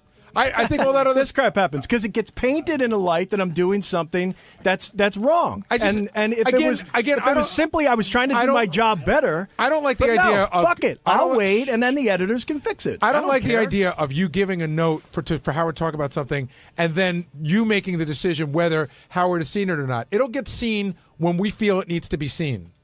Do you follow what I'm saying? Hey, Gary, I tell you what. The next time I won't even offer. I won't offer. Offer if, what? If there's a person like yesterday and they're talking about Olivia Munn, That's not what I'm offer. talking about. I'm talking about the plugs. When it comes to a plug, if you give it to somebody, That's not my part of it, by the way. The plug is Doug Goodstein's part. I have nothing to do with that. all right, Oh, okay. you brought Oh, it- I'm no, tattletaling You on brought people you again. brought it up earlier. You're the one. This is why I need to do this. That's what you said. That is So I one can of only the go- reasons why we do it. Okay, you said I need to do it. So I that was happen all- to have eyes too, so when the monitor is looking at that, I happen to look as well. I'm sorry. Next time I'll divert my eyes. Okay. There's a difference between catching it in an accidental glance and deliberately looking at it. You admit that. Listen, here's the thing. If it's been done, I don't know, 30 times, how many times of those have I been the one saying, Brian, let me see the call screen because I want to see what they're talking about? 3, if that. Okay. This is not my issue. This is ridiculous. So just a handful of times, and that's it. If that. Okay. Can I ask you a question? It is now 11:34. How come you couldn't articulate that 3 hours Talk ago? to Lieberman. I said that to him yesterday. No, but Howard asked you on the air. You could have said I couldn't get anything out on the air. That's it. You should have said, Howard, this isn't my gig. I've done it once or twice. This is really everybody else, but you didn't. Because I don't even think anything's wrong with it. That was my first thing. Was that it's a monitor there happens to be 2 ends of it. Everyone sees the other monitor, so I don't get it. Let's put blinders on. So are you going to follow Howard's rule now and no Absolutely, longer? of course. I don't care. It'll hurt our show a little bit, but that's it. Whatever. I'm glad you came down. Thank you. I don't know why you didn't come down in the first place, but I'm glad you came down. I don't like this place. Why? Because of jerk-off, number one. Jerk-off number 1 wasn't here.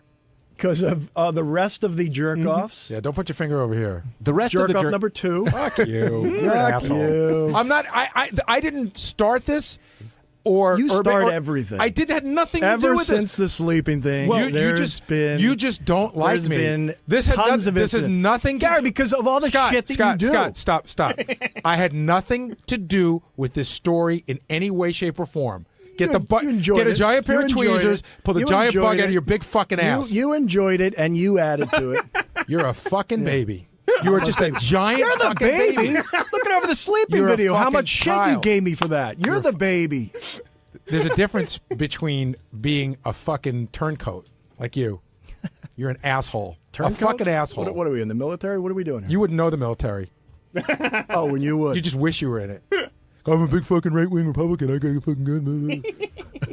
Oh, boy. I had a cousin in Vietnam. I don't understand why you were pissed. Humor. Kidding aside, I don't understand why you were pissed off at Gary with this. Because he hates me before the day started. And, He's and another- then- but and that's here's another here's reason. another The questions, disingenuous you know bullshit exactly statement. why, but no, you're No, going to try to I- point a little question no, so no. I can say. I think there's been a number of things that have happened on the show ever since the sleeping thing, and it's been directed by Gary, in my opinion, and that's it. Well, like what? Tell me what? Because this wasn't one of them. Like the Christmas card thing. Like Well, hold the, on. What's the Christmas card thing? where I gave Howard a Christmas card in the commercial break and walked away, and it became a I didn't- big fucking I issue. didn't direct that. I guarantee you did. Secondly, how can you guarantee it? I just know it. I know. I'll admit to anything.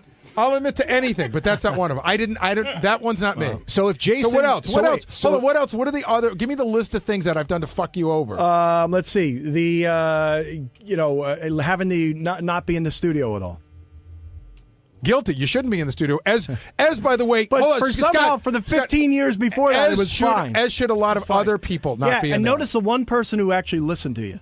I don't know what you're talking about. I'm the only one that's not in that fucking studio. Everyone else is back. No, there's a lot of people that aren't in the studio anymore. Yeah. Again, Right. blame. Ooh, let me lash out at other people. I'm the good guy. No, I'm not. I'm pointing out a fucking point. That, I'm the guy. Ooh, let me fuck him. Let me fuck Brian Fan. Ooh.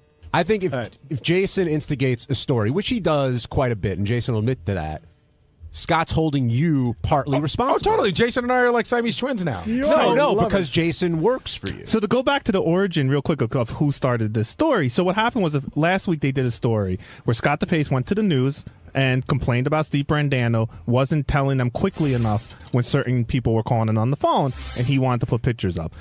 And I said to John Lieberman, wow, I'm surprised that he needs Steve to tell him that because he always knows who's on the phone because he has his camera trained on it. Because This is anytime not true. Anytime so a call again, goes so up, you're the asshole. Anytime so you're a call, the big asshole. So Gary, on this one, I owe you an apology. You should. Jason, your sidekick is the asshole. He's not my sidekick. He works He's at the he asshole. works. He's no more my sidekick than you're my sidekick. which, by the way, Scott then confirmed that entire story that John Lieberman. I did not. John then told that story on the news, and now it's turned into Scott having the story. What that you used the camera Jason, to scan the you're phone wrong. lines? No, I'm not. And you said you admitted it 5 times that you used the camera to look at the phone. You call don't screen. see a difference in how you're painting it to actually how You could paint it any way you want. I sit there. If people knew how often you were on the Squawk Box talking to Will or Steve or me about politics or who's on the phone or what John Hines wearing, they'd be shocked. And one of the things that you say on the Squawk Box all the time is, why is that guy Vince calling in to badmouth me? Oh, Will, that's a really dumb call. Oh, Will, way to spell it. When Steve spells something wrong, oh, right away. And it's not to,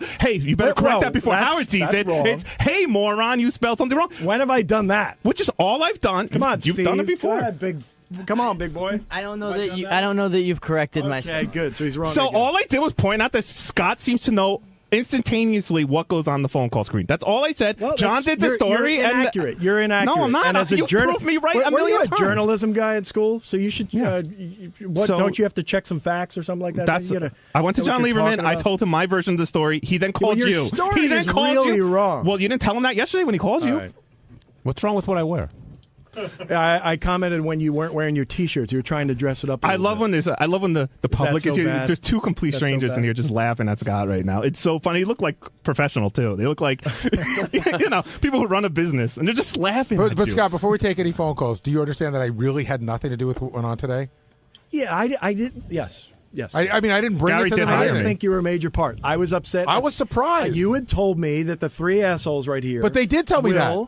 Well, no. But no, then Will came back and said, "No, I didn't say that." Are they assholes or jerk? What you said hold on a the air second. was that I had them pull shit down. That's not what and Gary said. that's not what I ever That's not said. what he said, that's not Scott. what I You're making said. shit That's up. the insinuation No, was that's that. what Of course it was. Go back It was and that listen. I'm not happy Sound with defensive. it, and that you got to pull it down. I didn't say you got to sound pull like it you got down. something to I hide. only know. I just said how Well, many then- times. all right, then But this again, is- go and listen. You just got me on your brain today, and I'm not your enemy today. John I'm just Lieberman not did. Today. Hey, on Wednesday's wrap-up show, we talked about my laughter. Whether or not everyone hates it, if it ruined the Chris Martin interview, if I was laughing on purpose to get noticed by Chris Martin. We talked about it from all the angles, and I apologize to all the Coldplay fans out there who thought I might have ruined the interview. I did not laugh during the songs. Thank you. Knowing Jason, I mean, he's such a fan of Chris Martin and Coldplay. It's got to kill him that people are thinking that he kind of, got in the way of that interview. Did he? To you? It was distracting. Wow. But it's something that I kind of listen for, I guess. It's almost like Scott's in there and you're waiting for him to screw up somehow. But I felt bad for Jason in a way because so many people were saying, like, why is he laughing so much? And can't we just tune him out? Did you realize that when you were in there? And it's so weird because I wear headphones when I'm in the studio usually, and I have in the past heard myself on them. And I when I hear that, I'll walk away, try and get further away from Howard's mic, or I'm more conscious of it. But I didn't notice it. That obviously doesn't mean it didn't happen. We got a lot of phone calls and tweets about it. So, And Jace, I'm not coming down on you at all. And I would be happy to. And you could ask, like Gary said it, a lot of listeners said it. I really have a wonderful laugh, and I could work on you with your laugh. Because you have the passion in it, and I can make it a really good laugh. I appreciate the offer, and you do have a good laugh, Benji. My laugh has always gotten noticed, and sometimes it gets a lot like, oh, we love hearing your laugh. It's infectious. Sometimes people hate it, and it cuts right through them. This is the laugh I have, and this is the laugh I'm going to stick with. I like. Well, I will tell you, I read the Rolling Stone interview with Eddie Murphy. Yeah. And Eddie Murphy doesn't do the laugh anymore. He's talking about that. Remember his favorite? Doesn't do the laugh anymore because people started doing his laugh, and he's like, I'm not going to be the guy that does that laugh, so he just stopped laughing like that. How do you do that? Yeah, it's a good point. I wouldn't know how to change my laugh. I would have to work on it. I would have to sit down with Benji. Yeah, I mean, but stifle it a little bit, I guess, during those. Yeah, I have been taking pictures in the studio for 6 years now. I've heard from people again that have said, "Oh, we heard you laugh in that interview. That makes it funny. We heard you laughing and we hate you." I'm in the studio with Howard. If Howard listens back to a tape and says, "Hey, man, keep it down" or whatever, it's annoying. Obviously, I would do whatever he said, but this has never been an issue until today, and it still doesn't seem to be that much of an issue with Howard. All you need to do is deepen it a little bit and slow it down a little bit, and he has it. Do you think it's Jace? Do you think it's because it was Chris Martin and you're such a huge Coldplay fan? Subconsciously, sure. I mean, I absolutely did not try to laugh any harder or louder than I normally do. There was absolutely nothing done on purpose. Is it possible? First of all, yes, I was insanely excited that Chris Martin was here, and I was insanely excited to be able to be in the studio when he was performing. But that's it. All right. Well, I don't know if anybody in the back wants to comment. Feel free to come in and say so. But sounds like you know something. Well, a couple people said it to me, and they can speak their own mind. Go ahead. No, I'm not shying away from anything. No, I said it before. I'm sure you heard. What? No, I didn't hear. I was walking down the hall. Oh, okay. About it. Well, we just said that your laugh was distracting during the. Was it? Yeah, I don't know. I have to go back and listen to it. A laugh in that kind of environment off mic always sounds weird. Like if you listen to the O'Reilly show, to me, like sometimes the producer laughs or something like that. And it's a weird kind of laugh. An off-mic laugh is always odd. Mike in Nashville, you're on the wrap-up show. Yeah, man, I wanted to ask, I know, Jerry, you said you didn't hear Jason in the studio, but, Jason, why wouldn't you just say, okay, look, I've got my pictures, I'm getting out of here? Because on something like that, when we have a big guest in, I'm usually in the entire time because you never know what's going to happen. The other day for the biggest whore contest, when I realized at a certain point that none of these girls were going to get naked, I left. But I stayed there because there was always a possibility of them getting naked. And trust me, there was one part where Howard started talking to them about crossing and uncrossing their legs, and I jumped out of my seat and grabbed the camera. It's a gut call. When we have big guests in, like a Lady Gaga or a Billy Joel, or I'm trying to think of some other people, I never know what's going to happen, and I don't want to miss a moment. I don't want to be that guy that goes, how could you not? When Chris Martin and Howard Stern got up and started dancing with each other, how did you miss that? I don't want to miss it.